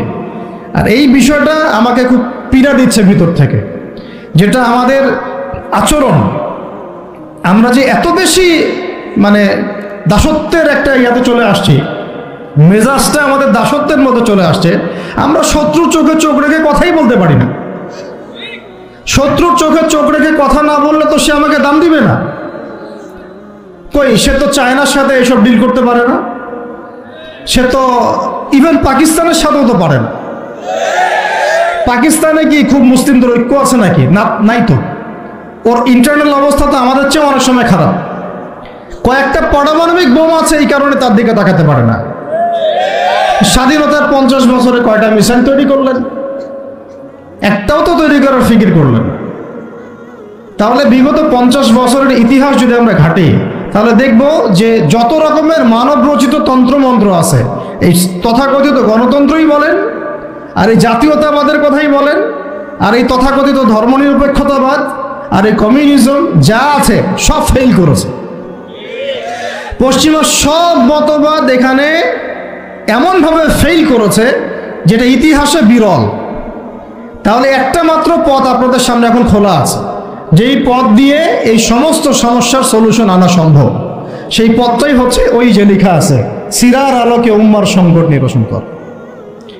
ওই সিরাতের আলোকে যদি উম্মার সংকট নিরসন করতে না পারি, আর কোনো রাস্তা আমাদের সামনে খোলা নাই। দিন কায়েমের শর্ত 3টা বলেছেন না? 3 নম্বর শর্তটাই হচ্ছে এটা যদি ইবাদত হয়, দিন কায়েম যদি একটা ইবাদত হয়ে থাকে, তাহলে সেই ইবাদত কবুল হবে শুধু একজন ব্যক্তির তরিকায়। কার তরিকায়? মুহাম্মদ রাসূলুল্লাহ সাল্লাল্লাহু আলাইহি ওয়াসাল্লামের তরিকায়। তাহলে এরকম নতজন পররাষ্ট্রনীতি কেন? আমরা যদি মক্কার মতো পরিবেশে না থাকি, তাহলে এত নতজন পররাষ্ট্রনীতি কেন? তাহলে ভারতের মধ্যে আমাদের যে মুসলিম ভাইরা আছে তারা কি করবে? তাহলে ভারতে যে মুসলিম ভাইরা আছে তারা কি করবে? তারা কি ওদের পা ধরে ইয়া করবে, সালাম করবে? হিন্দুদের পা ধরে সালাম করবে? বলেন তো। আমরা তো একটা মুসলিম রাষ্ট্রে আছি, তো মুসলিম রাষ্ট্রে থাকতে এত নতজন পররাষ্ট্রনীতি কেন? এত দাসত্বের শৃঙ্খল কেন? এই যে আমরা এতগুলো কথা বলছি না, আমি আপনাদেরকে পুরা পথ পদ্ধতি এখানে গিলায় খাওয়াই দিতে পারবো, কিন্তু বিশ্বাস করেন গিলে খাওয়ার পরে আপনি কিছুই করতে পারবেন না। কেন পারবেন না? আপনার কোনো অ্যাসোসিয়েশন নাই, কোনো ফাউন্ডেশন নাই, কোনো সংগঠন নাই, কোনো রাজনৈতিক ক্ষমতা নাই, কোনো রাজনৈতিক দলও নাই, রাজনৈতিক কোনো অ্যাপ্রোচও নাই। কিন্তু একটা সেকুলার রাজনৈতিক দল আপনার চেয়ে ভালো ফিল্ড ওয়ার্ক করতে পারবে, কারণ তার চেইন অফ কমান্ড আছে। আমাদের তাওহীদপন্থীদের কোনো চেইন অফ কমান্ডই নাই। বলে আসতেছি বিগত 5 বছর 10 বছর থেকে একই বয়ান, মাথায় ঢুকে না জিনিসটা, যে চেইন অফ কমান্ড বলে একটা কিছু আছে। যেখানে একজন আমির নাই, যেখানে একজন ইমারা নাই, একটা আমির নাই, আসসামউ ওয়া তাআ নাই, বায়আ নাই, যেখানে শুনলাম মানলাম আনুগত্য করলাম, আমির মামুর জামাআ ইমারা এগুলো নাই, সেখানে তো চেইন অফ কমান্ড আসবে না। তাবলীগ জামাত কাজ করছে না? করছে কি না? একটা শুরা পর্ষদ আছে না, শুরায়ে নিজামি আছে না, আমির আছে না, কাজ করতেছে, ফলাফল পাচ্ছে মাশাআল্লাহ। জামাত ইসলাম কাজ করছে না? একটা চেইন অফ কমান্ড আছে, প্রত্যেকটা জেলায় জেলায় শাখা আছে, তারা তাদের উপরের লেভেল থেকে কোনো ডিরেকশন আসলে সেটাকে রুট লেভেলে বাস্তবায়ন করছে। তারপরে ধরেন যে ইভেন এই যে আওয়ামী লীগ যে চলে গেল, তার একটা চেইন অফ কমান্ড ছিল না? ছিল কি না? উপরে যে বলতো জঙ্গি, নিজের ওই ব্যক্তিও বলতো হ্যাঁ এই জঙ্গি, এমন একটা চেইন অফ কমান্ড ওদের ছিল না? এখন বিএনপি যারা রাজনীতি করতেছে ওদের নাই? আছে। এখন আপনি বলেন যে ইসলামপন্থীদের রাজনৈতিক দল কয়টা? একটা আছে আমাদের শাসনতন্ত্র, একটা হচ্ছে হেফাজতে ইসলাম, আর কি হেফাজত ইসলাম তো আসলে কোনো রাজনৈতিক ব্যাকগ্রাউন্ড থেকে আসে না, এটা এসেছে আপনারা তো জানেন হিস্ট্রি, কোন প্রেক্ষাপটে এটা তৈরি হয়েছে, শাপলা চত্বরে ঘটনা, তাই না? আর জামাত ইসলাম, আর কথা হচ্ছে যে আমাদের তো মানে পৃথক পৃথক প্ল্যাটফর্মগুলোর মধ্যে একটা ঐক্যবদ্ধ সমন্বয় সবার আগে দরকার, তারপরে আমাদের একটা বৃহত্তর চেইন অফ কমান্ড দরকার। তখন কি হতো যে উপর থেকে একটা কিছু ছেড়ে দিলে একদম নিচ পর্যন্ত আসতে সময় লাগতো না। এখন এগুলোর বাইরে আবার যারা চান যে না কোরআন এবং হাদিস, ইসলামী ইমারা শরিয়া এগুলো বাস্তবায়ন হবে, দাওয়াতের সাথে সাথে জিহাদ থাকতে হবে, এবং আমরা কোনো গণতন্ত্র সেকুলারিজম এইসব পশ্চিমা আদর্শে যাব না, তারা ফেসবুকে বায়োবিও ঘুরে বেড়াচ্ছেন। সব ফেসবুকে বায়োবিও ঘুরে বেড়াচ্ছেন, ইউটিউবে ইন্ডিভিজুয়ালি কাজ করছেন, সবার নিজস্ব স্বতন্ত্র মার্কাস মাক্তাবা ইত্যাদি ইত্যাদি, কোনো সমন্বিত প্রয়াস নাই। এইভাবে তো হবে না। এইভাবে কি হবে? সর্বোচ্চ এককভাবে কিছু দাওয়াত দেওয়া যাবে, কিন্তু নবী সাল্লাল্লাহু আলাইহি ওয়াসাল্লাম ওহী প্রাপ্ত হওয়ার পরেই দাওয়াতের যে কাজ শুরু করলেন, এটাই চেইন অফ কমান্ড। সুবহানাল্লাহ। একটা জামার মধ্যে তিনি সবাইকে নিয়ে আসছেন। খেয়াল করে দেখেন, প্রথম ওহী আসলো কি সংক্রান্ত? ইকরা বিসমি রাব্বিকাল্লাযী খালাক। এই তো পড়ুন আপনার রবের নামে যিনি আপনাকে সৃষ্টি করেছে। তো পড়া তিনি কি পড়তে পারতেন? তিনি তো পড়তেও পারতেন না। তিনি তো বলছিলেন যে মা আনা বিকারি, আমি তো পড়তে জানি না, তারপরে তাকেই পড়তে বলা হচ্ছে আপনি পড়ুন, কারণ এই জ্ঞানতাত্ত্বিক রেভলিউশন ব্যতীত সমাজ সংস্কার সম্ভব না। এখন আমরা সমাজ সংস্কার সবাই করতে চাচ্ছি, কম বেশি সবার জায়গা থেকে, পড়াশোনা কেউ করতে চায় না। আল্লাহর কসম করে বলছি, যারা ইভেন দাওয়াতের কাজ করছে এইসব জায়গায় আমরা যারা দাঁড়ায় আছি না, তাদের অনেকেই ওলামায়ে কেরামের সাথে কোনো তাআল্লুকই নাই, কোনো সিলেবাস নাই, কোনো পড়াশোনা নাই, কোনো ক্রাইটেরিয়া নাই, কোনো অ্যারাবিক শেখার কোনো ফিকির নাই, কোরআন শেখার কোনো ফিকির নাই, তাফসির শেখার কোনো ফিকির নাই। আসি আমি দাওয়াতের কাজ করতেছি, সুবহানাল্লাহ, মানুষ আমাকে সেলিব্রিটি মনে করে, দ্যাটস অল। এভাবে হয়? এভাবে কি দাওয়াতের কাজ হয়? অথচ নবী সাল্লাল্লাহু আলাইহি ওয়াসাল্লামকে আল্লাহ পাক পড়তে বলছেন। তাহলে প্রথম দরকার আমাদের জ্ঞানতাত্ত্বিক রেভলিউশন, যেটা বললাম যে বিগত 50 বছরে অলরেডি আমাদের ঘরে ঘরে একজন করে আলেম, একজন করে হাফেজ থাকা উচিত ছিল। এটা বিগত 50 বছরের শিক্ষা সিস্টেমটা এমনভাবে সাজানো হয়েছিল যেটা একটা ধর্ম নিরপেক্ষ শিক্ষা সিস্টেম। এটা এই যে একটা ছেলে বসে আছে 30 বছর বয়স, ওর তো অধিকার ছিল যে সে এসএসসি এইচএসসি অনার্স মাস্টার্স লেভেলে এসে কোরআনের অর্থ করার যোগ্যতা অর্জন করবে, এটা তার রাইটস ছিল। অ্যাজ এ মুসলিম কান্ট্রির একজন সিভিলিয়ান হিসাবে তার রাইটস ছিল এটা, যে আমি একজন মুসলিম কান্ট্রির সিভিলিয়ান, আমার রাইটস আছে স্কুলে গিয়ে কোরআন শেখার, কলেজে গিয়ে কোরআনের তাফসীর শেখার, অনার্স লেভেলে গিয়ে হাদিস পড়তে শেখার, হাদিসের মুতাআলা করার। ইভেন সে মাস্টার্সের পরে ইফতা দেওয়ার মতো যোগ্যতা অর্জন করতে পারত যদি শিক্ষা সিস্টেমটার মধ্যে সমন্বয় থাকতো। কিচ্ছু করা হয় না এইসব লেভেলে। 50 বছর ধরে এই জাতিকে শিক্ষার অন্ধকারে রাখা হয়েছে। কওমি মাদ্রাসাগুলো যদি না থাকতো, এই দেশ থেকে ইসলামকে মিটাই ফেলে দিত এরা। এটা বাস্তবতা। তো আমাদের এই স্কুল কলেজ পড়ুয়া ছেলে মেয়েদের রাইটস ছিল এগুলো শিখতে পারে নাই। অনার্সে পড়ে তার বয়স কত? 20 থেকে 25 বছর। 25 বছরে সে 25টা সূরা জানে না, 25টা সূরার নামই জানে না, 25টা সূরার নাম বলতে পারবে।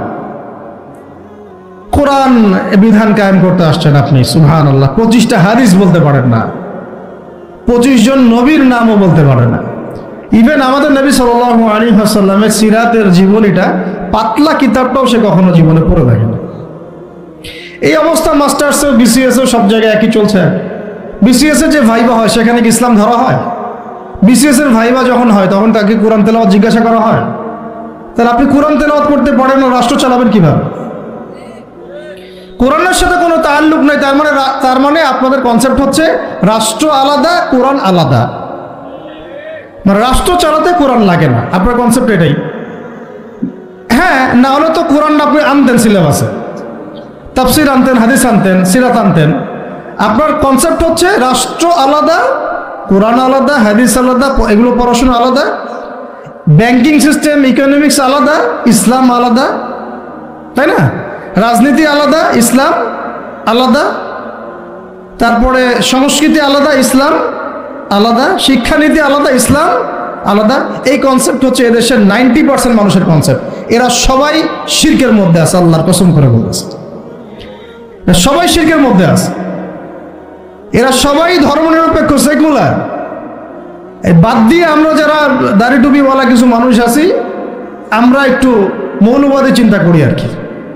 আমরা চিন্তা করি যে ইসলাম ব্যক্তিগত জীবনেও থাকবে, সংস্কৃতির মধ্যেও থাকবে, শিক্ষানীতিতেও থাকতে হবে, অর্থনীতিতেও থাকতে হবে, ইভেন রাজনীতির মধ্যেও থাকতে হবে। এই কনসেপ্টটা না আসলে এখনো মুসলমান হনই নাই। এই কনসেপ্টটা না আসা মানে এখন পর্যন্ত কালিমা লা ইলাহা ইল্লাল্লাহ এটা বুঝেনই নাই, আপনি মুখে পড়েছেন, দ্যাটস অল।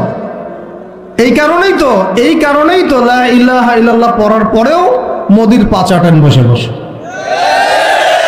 এই কারণেই, কারণ ওই লা ইলাহা ইল্লাল্লাহ তো আপনাকে ওটা শিখাই নাই যে আপনি এক আল্লাহর সার্বভৌমত্বের স্বীকৃতি দেন নাই। এই হলো সমস্যাগুলো। তো সমস্যার গোড়ায় অনেক কথা আছে। এখন নবী সাল্লাল্লাহু আলাইহি ওয়াসাল্লাম কিন্তু দাওয়াতের কাজটা, এই যে সিরাতের আলোকে যেটা বলছেন, সমাজ সংস্কার এবং দিন প্রতিষ্ঠা এবং সমকালীন সব সংকট দূর করা, এটা শুরু করতে হবে জ্ঞানতাত্ত্বিক রেভলিউশন থেকে।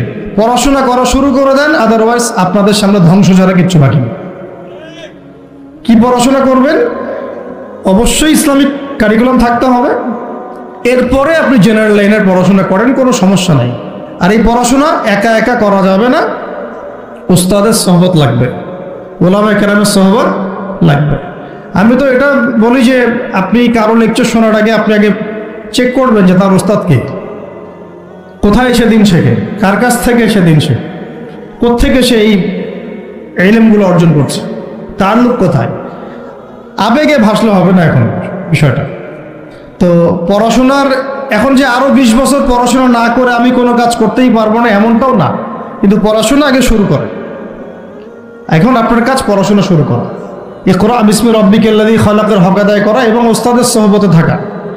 যেমন জেনারেল লাইনে পড়েছেন 20 বছর, একা একা গিয়ে পড়েছেন না, প্রতিষ্ঠানে গিয়েছেন, ডেইলি ক্লাস করেছেন, টিচারের সোহবতে ছিলেন, বেতন দিয়েছেন, ব্যাসে থেকেছেন, তারপরে আরো কি করেছেন? বাবার জমি বিক্রি করে দিয়েছেন, বাবা মায়ের জমি বিক্রি করে। সেম অন্তত পক্ষে এতটুকু যতটুকু আপনি জেনারেল লাইনের জন্য করেছেন, জেনারেল লাইনে যতটুকু করেছেন, ত্যাগ, শ্রম, মেধা খরচ, কষ্ট স্বীকার করা, এর যদি অর্ধেকও যদি দিন শিক্ষার জন্য করতে না পারেন, আপনি নিজেও মুনাফেক। আমরা নিজেরাও মুনাফেক। তখন বেশক আমাদের মধ্যে নেফাকি আছে। সুবহানাল্লাহ, আপনি একটা ডিগ্রির জন্য একেবারে 20 বছর ঢালতে পারেন, 20 কোটি টাকা ঢালতে পারেন, বাপের জমি বিক্রি করতে পারেন, মেসে থাকতে পারেন, ঢাকা বিশ্ববিদ্যালয়ের সেই লাইফ লিড করতে পারেন, এক বিছানায় 2 জন থাকি, ফ্লোরের মধ্যে ফ্লোরিং করে থাকা, হাজার হাজার লাখ লাখ টাকা খরচ করা, কষ্ট করে সকালে ওঠা, রাত জাগা, পড়া, পরীক্ষা দেওয়া, অ্যাসাইনমেন্ট, কত কি। আমি তো জানি এগুলো, আপনারা তো অনেকের না জানেন, আমি তো জানি, আমরা তো ইউনিভার্সিটিতে পড়েছি। এই পরিশ্রমগুলো আপনি করছেন অনলি ফর একটা সার্টিফিকেট আর একটা চাকরির জন্য, আর এর 10% কেন 5% আপনি করতে চান না দিনী শিক্ষার জন্য। তো আমি মুনাফেক না হলে এই পৃথিবীতে আর মুনাফেক কে আছে? তো এই মুনাফেকদেরকে দিয়ে আপনি দিন কায়েম করবেন নাকি? শোনেন, আবেগ দিয়ে বিপ্লব হয়। আবেগ দিয়ে কি হয়?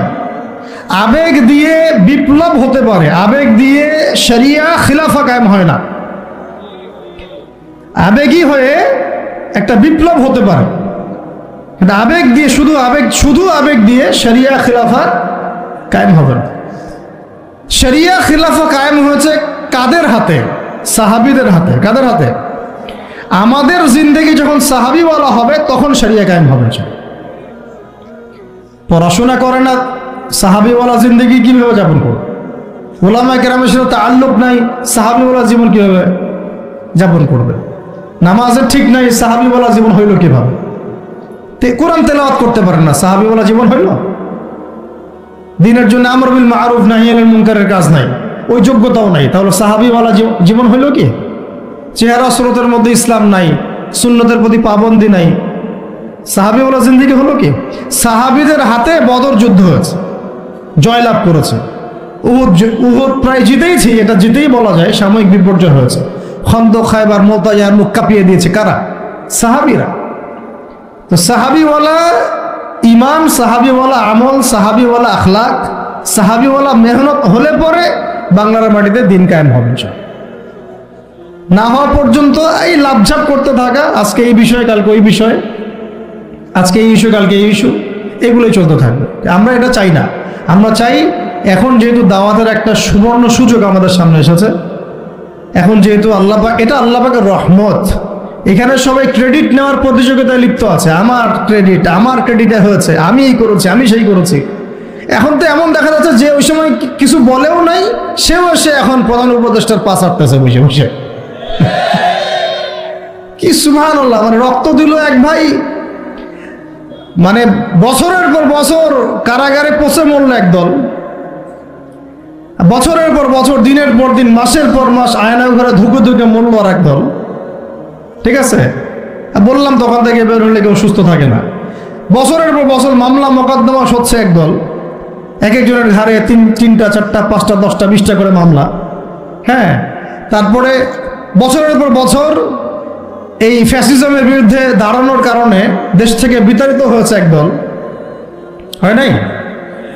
শাপলা চত্বরে রক্ত দিয়েছে আর একদল।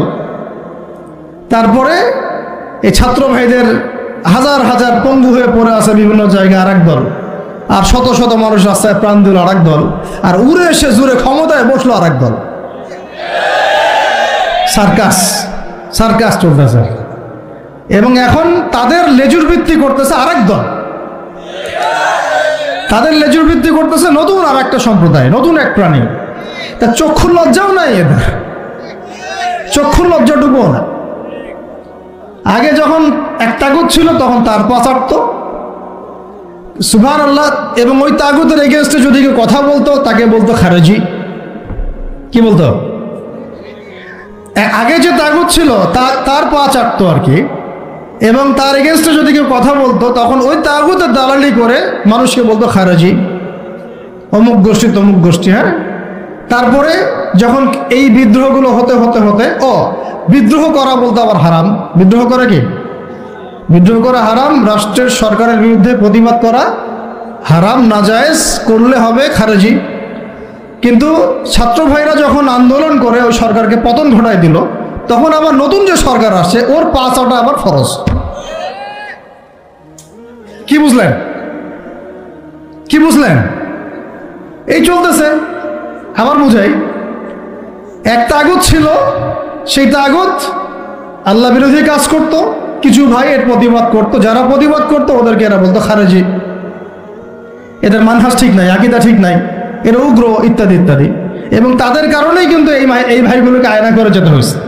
এটা খোলামেলা বলে দিলাম, এদের কারণেই এই ভাইদেরকে কোথায় যেতে হয়েছে? আয়না করে যেতে হয়েছে। তারপরে ছাত্র ভাইরা দেখা গেল যে বিপ্লব করে, প্রতিবাদ করে একদম এই সরকার ফেলে দিল। ফেলে দেওয়ার পরে যখন আবার নতুন কেউ আসলো, এই নতুন যারা আসলো তাদের পাচাটা আবার ফরজ হয়ে গেল।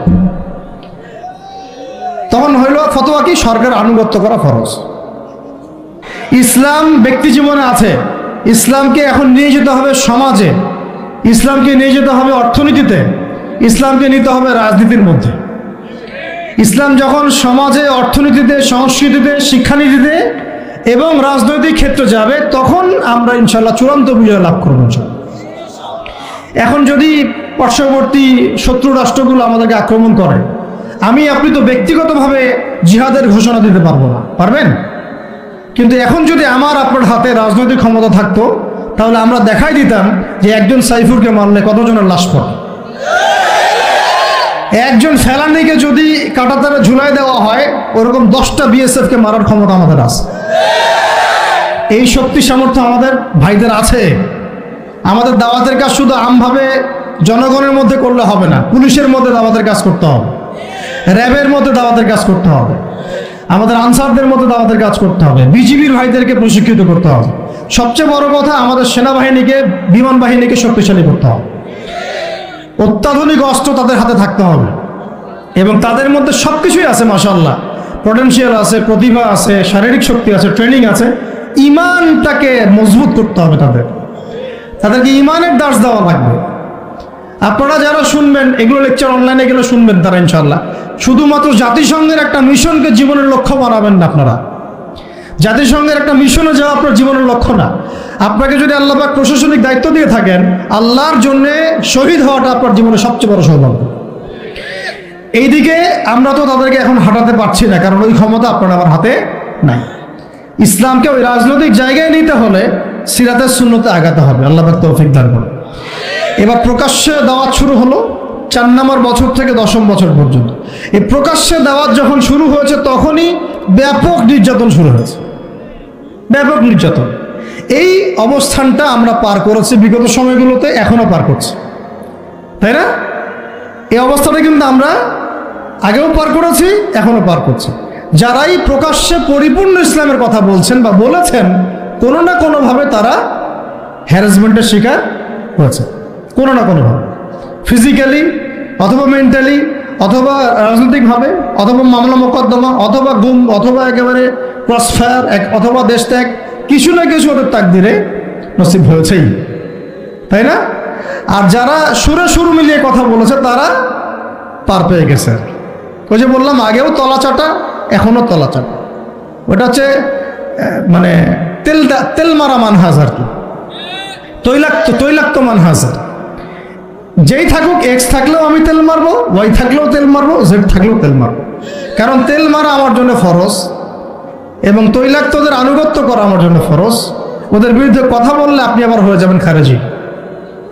কিন্তু সার্জিসদেরকে আবার তারা কিন্তু খারেজি বলে নাই, এটা একটা ব্যাপার আছে। সার্জিস হাসনাতদেরকে কিন্তু তারা ওই সব ওলামায়ে কেরাম আবার কি বলে নাই, খারেজি বলে নাই। কিন্তু অস্ত্র হাতে নিয়ে ওরা কিন্তু পুলিশ পিটাইছে, কথা বুঝতে পারছেন? এই কাজটা যদি কোনো মাদ্রাসার ছেলে করতো তাহলে আল্লাহর কসম করে বলতেছে পুরো দুনিয়াতে এরা রটাই দিত যে আমরা জঙ্গি।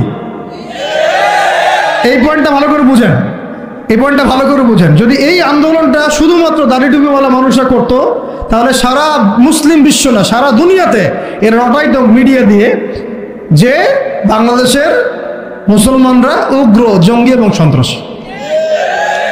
রটাইতো না? বেশাক রটাইতো।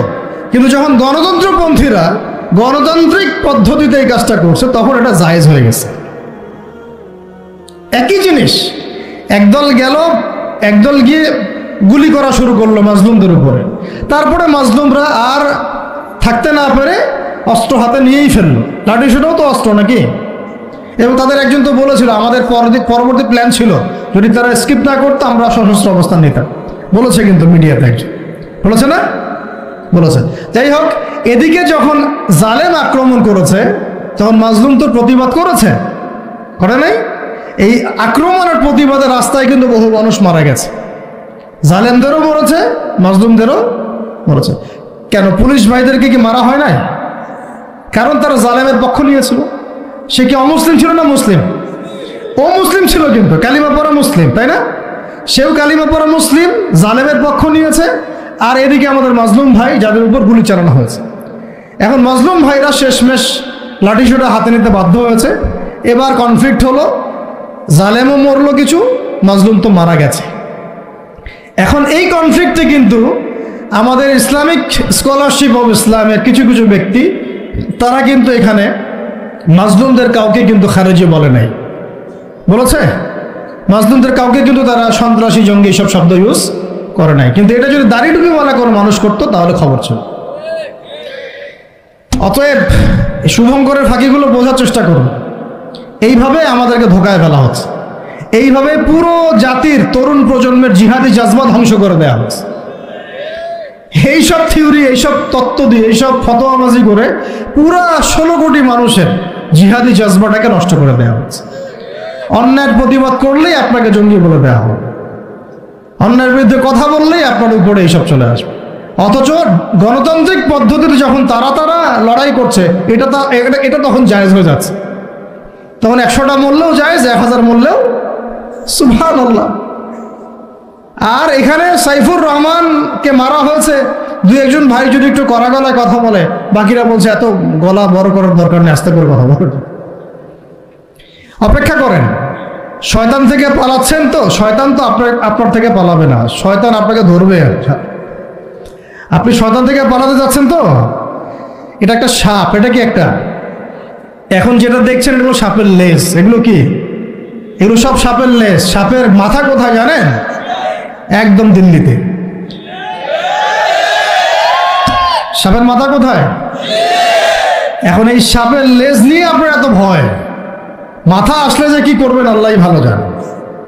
কথা হচ্ছে যে এই সাপের লেজ আপনি কাটবেন কিভাবে?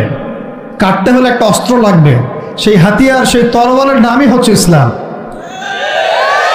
সেই তরবারের নামই সিরাত। এর বাইরে কোনো তরবাল নাই। আজকে যদি লেজ কাটতে পারেন, কাল মাথাও কাটতে পারবেন ইনশাআল্লাহ।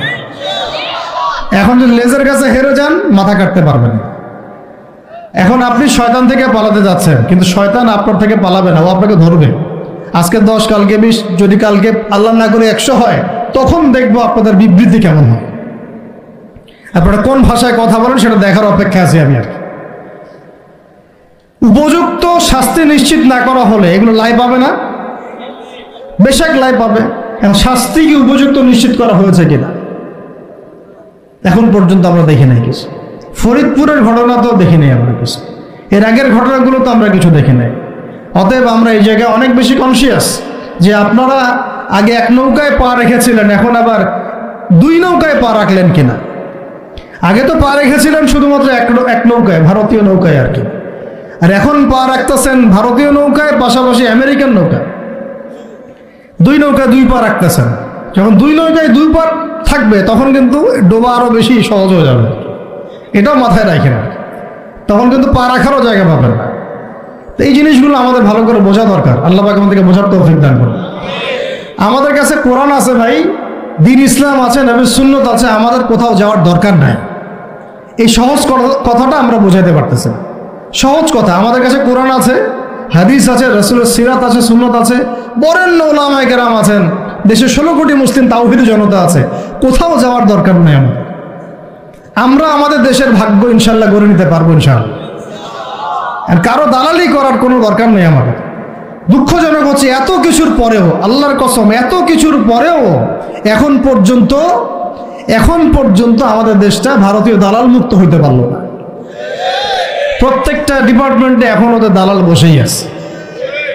ভাই একটা নামাজ পড়বে না, তো নামাজ পড়ার জন্য জায়গাটা পাক লাগবে না, কাপড়টা পাক লাগবে না? নাপাক কাপড়ে নামাজ হবে? নাপাক জায়গায় নামাজ হবে?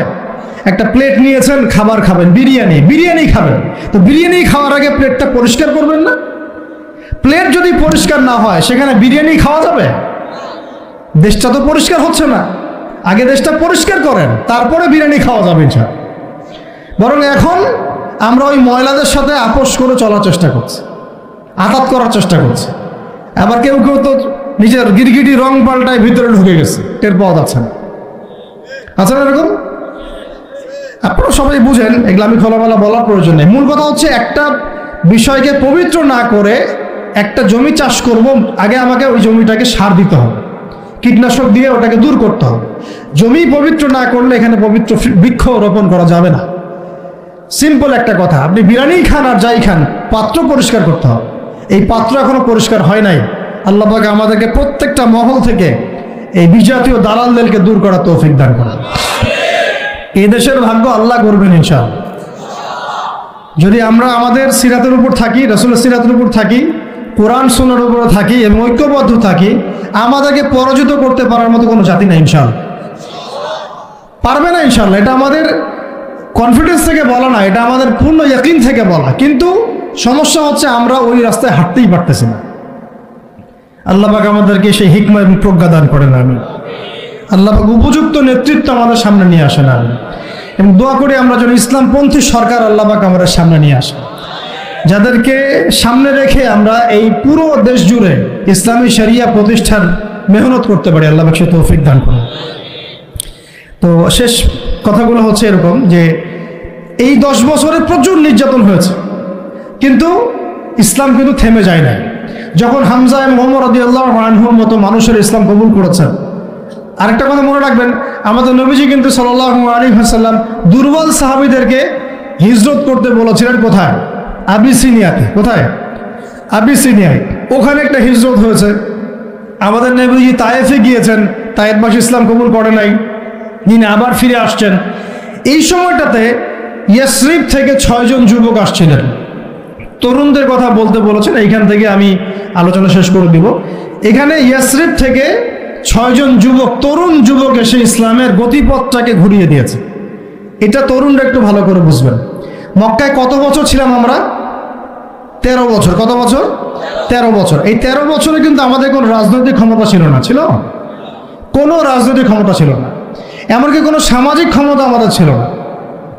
আমরা দাওয়াতের কাজ করছিলাম, তাবলীগের মেহনত করছিলাম, এবং তাজকিয়া অর্জন হচ্ছিল, কোরআন শেখানো হচ্ছিল, দারুল আরকামে দিনের মুজাকারা প্র্যাকটিস হচ্ছে।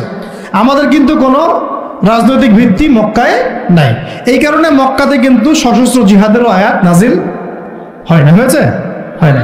মদিনায়, এখন মদিনা থেকে যখন 6 জন যুবক আসলেন, এই 6 জন যুবকের নেতার নাম আসাদ বিন জুরারাহ রাদিয়াল্লাহু আনহু। তিনি এসে যখন বায়াত করছেন নবীর কাছে, তিনি আগে থেকে জানতেন যে শেষ জামানায় একজন নবী আসবে। কি আসবে? ঠিক আমরা এখন যেমন জানি যে শেষ জামানায় একজন নবী আসবেন, তার নাম হচ্ছে ঈসা আলাইহিস সালাম।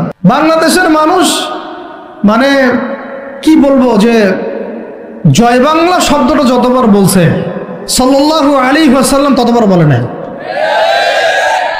এমন একটা জাহালাত। যারা আপনারা ধর্মনিরপেক্ষ রাজনীতি করেন, তারা আপনাদের নেতাদের নাম যতবার নেন, রাসূলের নামও ততবার নেন না। আবার আপনারা যারা ধর্মনিরপেক্ষ রাজনীতি করেন, আপনারা আপনাদের নেতার নাম যতবার নেন দিনে, আল্লাহ রসুলের নামও ততবার নেন না। তাহলে কিভাবে আপনাদের দ্বারা আমাদের কম সফল হবে? কিভাবে সফল হবে? কিভাবে জাতিকে আপনি সফলতার পথ দেখাবেন? মুসআব বিন উমাইর রাদিয়াল্লাহু আনহুকে নিয়ে আমাদের গল্প থাকা উচিত ছিল বইয়ের মধ্যে। হ্যাঁ, থাকা উচিত ছিল না? আলাদা কিতাব না হোক, অন্তত একটা চ্যাপ্টার থাকতে পারতো তাকে নিয়ে। ইসলামের ইতিহাসের প্রথম দায়ী মুসআব বিন উমাইর আছে, ওই লারে লাপ্পা আছে বইয়ের মধ্যে, ভং সং এগুলো আছে, এলজিবিটি আর কি বলবো, এগুলো আছে বইয়ের মধ্যে। হ্যাঁ, মেয়ে মন চায় ছেলে হইতে, ছেলে মন চায় মেয়ে হইতে। আরে মানে এগুলোকে কি বলবো, এগুলোকে কানে কপালে খালি পিটানো দরকার। হ্যাঁ সত্যি, আসলে জানেন মায়ের উপর কোনো ওষুধ নাই। আমার তো মন চায় এগুলোকে ঢুকাই আমরা আয়নাঘরে, আমাদের আয়নাঘরে ঢুকাই। এগুলো কি শিক্ষা? একটা ছেলের মন চায় মেয়ে হইতে, ওর মন চায় ছেলে হইতে, আর এইগুলা আমাদের ছেলে মেয়েদের পাঠ্যপুস্তকের মধ্যে ঢুকাই দিল। আর আমরা 90% মুসলিম, কিছুই বললাম না, অনলাইনে লেখালেখি করলাম, যে একটা মানববন্ধন করলাম, খালাস, শেষ। তাহলে এখন যদি এই বিপ্লবের পরেও, এই বিপ্লবের পরে পরিবর্তিত বাংলাদেশেও যদি আমাদেরকে এগুলোই দেখতে হয়, তাহলে তো বলবো যে জেলাও সেই কদু হইল। পরিবর্তিত বাংলাদেশের শিক্ষানীতির মতো যদি এগুলোই থাকে, তাহলে তো বলবো জেলাও সেই কদু হলো। কি পার্থক্য হলো? এগুলো পরিবর্তন করতে হবে।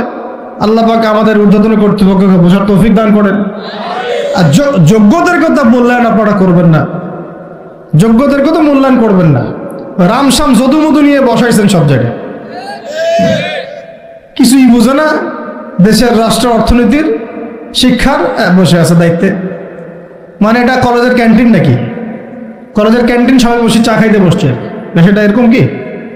ওলামায়ে কেরামদের মধ্যে, মুহাক্কিক ওলামায়ে কেরামদের 2-3জনও নাই। কার সাথে মাশওয়ারা করতেছেন? পরামর্শ আলেমদের সাথে মাশওয়ারা নেই, মাঝে মাঝে ডাকে চা খাইতে, এই পর্যন্ত আর কি। এগুলো কি? তার মানে আপনারা ঘুরে ফিরে আগের সেই ওই সেকুলারিজমই প্রতিষ্ঠা করতে চাচ্ছেন, কিন্তু একটু নতুন আঙ্গিকে আর কি। আল্লাহর কসম করে বলতেছি, বাংলাদেশের তাওহীদি জনতা এবার এগুলো সহ্য করবে না। ইনশাআল্লাহ যদি ইসলামপন্থী আমাদের মুরব্বীরা, তুল্লাবরা, আমাদের ইসলামপন্থী জামায়াগুলো যদি মাঠে থাকে, এই কাজ আপনারা করতে পারবেন না ইনশাআল্লাহ। কিচ্ছু লাগতো না যদি হেফাজতে ইসলাম তার যদি রাজনৈতিক দূরদর্শিতায় সবসময় মাঠে থাকতো, প্রত্যেকটা জায়গায় রাজনৈতিক ক্ষেত্রে হেফাজতে ইসলামকে টক্কর দিয়ে কেউ বাংলাদেশের শাসন ক্ষমতায় যেতে পারত না।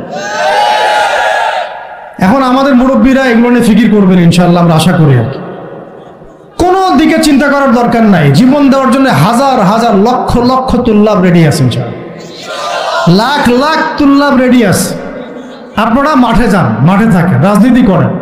ওয়াজ মাহফিলের প্যান্ডেল বাদ দিয়ে আপনারা এবার রাজনীতির মঞ্চে যান, কারণ আমাদেরকে ইসলামকে রাষ্ট্র ক্ষমতায় নিতে হবেই যদি আমরা অস্তিত্ব টিকে রাখতে চাই।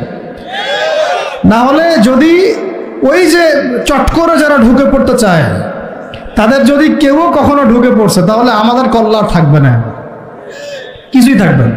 না থাকবে গাছ, না থাকবে কোনো ফল। এই জিনিসটা আমাদের বোঝা উচিত। আল্লাহ পাক আমাদেরকে বোঝার তৌফিক দান করেন।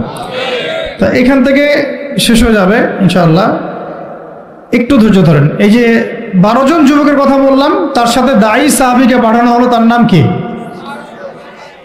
এবার শুনেন, এই সাহাবী রাদিয়াল্লাহু আনহু 1 বছরের মধ্যে, কত বছর? 1 বছর দাওয়াতি কাজ করে তিনি পুরা মদিনার 75টা ফ্যামিলিকে ইসলাম কবুল করেছে। কতটা? এবার তার পরের বছর এই 75টা ফ্যামিলি আল্লাহর নবীর কাছে এসেছে সাল্লাল্লাহু আলাইহি ওয়াসাল্লাম। ইয়া রাসূলুল্লাহ, আমরা ইসলাম কবুল করতে চাই। আমরা জানি মক্কাতে আপনি নির্যাতিত, আপনার সাহাবীরা নিপীড়িত, আপনি আপনার সাহাবীদেরকে নিয়ে আমাদের মদিনা চলে আসুন। নবীজি সাল্লাল্লাহু আলাইহি ওয়াসাল্লাম বায়াত করালেন কয়েকটা বিষয়ের। আল্লাহর সাথে কাউকে শরীক করবে না, চুরি করবে না, জেনা করবে না, একে অপরকে মিথ্যা অপবাদ দিবে না, সৎ কাজে আদেশ করবে, অসৎ কাজে নিষেধ করবে, আমার আনুগত্য করবে, সুখে দুঃখে আমার আনুগত্য করবে, সচ্ছল অসচ্ছল উভয় অবস্থায় আল্লাহর পথে দান করবে। ঠিক আছে, আমি যদি মদিনায় যাই বা যখন যাব তখন আমাকে আর আমার সাহাবীদেরকে এমনভাবে তোমরা প্রোটেক্ট করবা যেভাবে তোমরা তোমাদের স্ত্রী সন্তানকে করো। তোমরা কি রাজি আছো? একজন সাহাবী বলছেন যে ইয়া রাসূলুল্লাহ, ফামা লানা ইযা ফাআলনা যালিক, আমরা যদি এটা করি তাহলে কি পাবো? নবীজি বলছেন আল জান্নাহ, জান্নাত পাবো। এই যে 75টা ফ্যামিলি এখন চলে গেল মদিনায়। কোথায়? এই জায়গাটা বোঝেন, এই জায়গাটা আমরা এখন আসতে পারি নাই। বাঙালি জাতিকে এখন এই জায়গায় যাইতে হবে। পুরো নেশনটাকে এখন কোথায় যেতে হবে? এই মদিনা রাষ্ট্রে যেতে হবে। আমরা এখনো মদিনা রাষ্ট্রে যেতে পারি নাই। এবার আমরা 75টা ফ্যামিলি চলে গেলাম মদিনায়, মক্কায় আমাদের কেউ নাই। গুটি কয়েক মানুষ আছেন যারা যেতে পারে নাই, মাযুর। বেশিরভাগ চলে গেছেন কোথায়? মদিনায়। আর কিছু আছেন আবিসিনিয়ায়, কিছু আছেন কোথায়? আবিসিনিয়ায়, কিছু আছেন মদিনায়। এই হলো মদিনায় হিজরত। হিজরত করার পরে মসজিদ নির্মাণ করা হয়েছে। কি নির্মাণ করা হয়েছে? মসজিদ। মসজিদটা একটা পার্লামেন্টের মতো ছিল, শুধু নামাজ রোজার জায়গা না, একটা পার্লামেন্টের মতো, একটা সংসদের মতো। এখান থেকে ডিসিশন পলিসিগুলো মেকিং হতো। তারপরে আনসার যারা ছিলেন সেখানে সাহায্যকারী, তারা হলেন আনসার। আর যারা হিজরত করে গেলেন তারা হলেন মুহাজির। নবীজি আনসার আর মুহাজিরদের মধ্যে ভ্রাতৃত্বের বন্ধন স্থাপন করলেন। এই যে আমাদের দরকার এখন ঐক্যের প্ল্যাটফর্ম। কি দরকার? ঐক্যের প্ল্যাটফর্ম। তাদের সেখানে তারা ভূখণ্ড পেলেন, ভূখণ্ড পেলেন, রাষ্ট্র ক্ষমতা পেলেন, ভ্রাতৃত্বের বন্ধন হলো, পার্লামেন্টের মতো মসজিদ হয়ে গেল। এবং ওখানে ইহুদিরা ছিল, আরও কিছু মুশরিকরা ছিল, তাদের সাথে মদিনার সনদ বা একটা চুক্তি হলো। এটা একটা কনস্টিটিউশন, সংবিধান হলো। এই জায়গায় আমরা এখনো যেতে পারি না। যেতে পারছি? আমাদের সেরকম আলাদা কোনো স্বতন্ত্র ইসলামিক কান্ট্রি নাই, আমাদের সেরকম ইসলামিক কোনো কনস্টিটিউশন নাই, ইসলামিক আমাদের মধ্যে ইভেন ভ্রাতৃত্বের বন্ধনও নাই। ওই রকম কোনো একজন আমির এবং একটা জামাআ আমাদের মধ্যে এখন নাই। এখন আমরা মদিনা রাষ্ট্র কায়েম করতে পারি নাই। মদিনা রাষ্ট্র কি সেকুলার রাষ্ট্র ছিল? ধর্মনিরপেক্ষ রাষ্ট্র ছিল কি? মদিনা রাষ্ট্র কি জাতীয়তাবাদের আদলে গড়ে উঠেছে বা কমিউনিজমের আদলে গড়ে উঠেছে? গণতন্ত্রের আদলে? মদিনা রাষ্ট্র গড়ে উঠেছে শরিয়ার আদলে, মানে কোরআন এবং সুন্নাহর বিধানের আলোকে। ওখানে কি অন্য ধর্মের মানুষরা ছিল না? ছিল। তাদের সাথে কোনো কনফ্লিক্ট হয়েছে? তাদের অধিকার খর্ব করা হয়েছে? হ্যাঁ, তাদের সাথে জুলুম হয়েছে? না, বরং তাদের সাথে আমরা হৃদ্যতা মহব্বতের সম্পর্ক রেখে চলেছি, যতক্ষণ পর্যন্ত না তারা কোনো ফল্ট করেছে। যেমন বনু কুরাইজা ফল্ট করেছে, ওর সাথে যুদ্ধ হয়েছে, বের করে দিয়েছে। বনু নাজির ফল্ট করেছে, ওকে বের করে দেওয়া হয়েছে। বনু কাইনুকা ফল্ট করেছে, ওকে বের করে দেওয়া হয়েছে। যখন যে চুক্তি ভঙ্গ করেছে তখন তার সাথে আমরা আক্রমণাত্মক আচরণ করেছি, শাস্তিমূলক। কিন্তু যতক্ষণ পর্যন্ত ওরা চুক্তি ভঙ্গ করে নাই, আমরা সবাই মিলে একটা ঐক্য সংহতি রক্ষা করেই চলেছি। আমরা কি এখন ওইরকম কোনো রাষ্ট্র পেয়েছি? এখন আমাদের সামনে এইরকম একটা মদিনা রাষ্ট্র গড়ার ফিকির করতে হবে। এই জায়গায় যদি ইসলামকে আমরা নিতে না পারি বাংলার জমিনে, তাহলে না হবে মদিনা, আর না হবে সেখান থেকে কোনো মক্কা বিজয়। মক্কা বিজয় কি আগে হয়েছে না আগে মদিনা রাষ্ট্র কায়েম হয়েছে? তো মদিনা রাষ্ট্র কায়েম করার আগেই আমাদের অনেক আমির সাহেব তারা আবার গণক্ষমা ঘোষণা করছেন। মন খারাপ করেন না আপনারা আবার? হ্যাঁ, আমাদের অনেক আমির কি করছেন? গণক্ষমা ঘোষণা করছেন। আপনি তো মক্কা বিজয় করেন না এখন যে গণক্ষমা ঘোষণা করব। কেন গণক্ষমা ঘোষণা করব? কোন অধিকারে, কোন রাইটসে? তারা তো জুলুমের উপর জুলুম করেছে, জুলুমের উপর জুলুম, হত্যার উপর হত্যা, গুমের উপর গুম, খুনের উপর খুন, ক্রসফায়ারের উপর ক্রসফায়ার। আপনি কে গণক্ষমা করা? এটা তো জনগণ করবে, আপনাকে তো একা অথরিটি দেওয়া হয় নাই। আর আপনি তো মদিনা রাষ্ট্রের আমিরও নন, আর মক্কা বিজয়ের আমিরও নন। এই যে অতিরিক্ত ডিপ্লোমেসি অ্যাপ্লাই করতে যান আপনারা, গণতান্ত্রিক রাজনীতি যারা করতে যান, আপনারা সিরাতের সুন্নত থেকে হারায় যান। এ সিরাতের সুন্নত না। আমাদের এখন যাইতে হবে মদিনা রাষ্ট্রে। তো মদিনা রাষ্ট্র কি এটা আগে বুঝবেন। একটা নির্দিষ্ট রাষ্ট্র যেটা আমাদের আছে, মাশাআল্লাহ আছে, তো বাংলাদেশ যদি ধরি আছে তো একটা রাষ্ট্র। লাগবে জনসংখ্যা আছে তো, লাগবে মুসলিম সংখ্যাগরিষ্ঠতা আছে তো, লাগবে মুসলিমদের মধ্যে ভ্রাতৃত্বের বন্ধন, এইটা হয়তো নাই। এটা আমাদের করতে হবে। যে ভ্রাতৃত্ব জায়গায় দুর্বলতা সেটা অচিরেই ঘুচিয়ে ফেলতে হবে। আল্লাহ পাক তৌফিক দান করেন।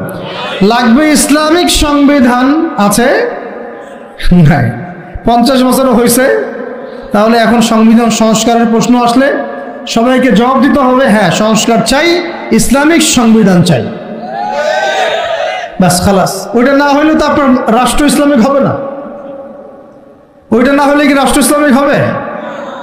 আমাদের আবেগ, কেউ লিখে দিল উপরে বিসমিল্লাহির রহমানির রহিম, মানব রচিত সংবিধানের উপরে লিখে দিল বিসমিল্লাহির রহমানির রহিম। বাঙালি তো একদম আবেগে মাতোয়ারা। আরে বাপরে বাপ, আমাদের তো সংবিধানে বিসমিল্লাহ আছে। বিসমিল্লাহ বলে ভাই মদ খাইলে লাভটা কি? নিচে তো মদের লাইসেন্সের দেওয়ার কথাও আছে, নিচে তো ট্রান্সজেন্ডারও আছে, নিচে তো আরো অনেক কিছুই আছে, সমকামিতাও আসতেছে। তো বিসমিল্লাহ উপরে থাকলে আমার লাভ কি আর ক্ষতি কি? বিসমিল্লাহ উপরে থাকার পর যখন A to Z ইসলামিক থাকবে তখন বুঝবো হ্যাঁ এটা ইসলামিক কনস্টিটিউশন হয়েছে। আছে ওটা নাই, তাহলে এটা করতে হবে। তারপরে দেখবেন একজন আমাদের প্রেসিডেন্ট লাগবে, মুসলিম প্রেসিডেন্ট, যিনি উমর রাদিয়াল্লাহু আনহুর মতো ইনসাফ আদালত কায়েম করবেন। এবং আমরা আনসার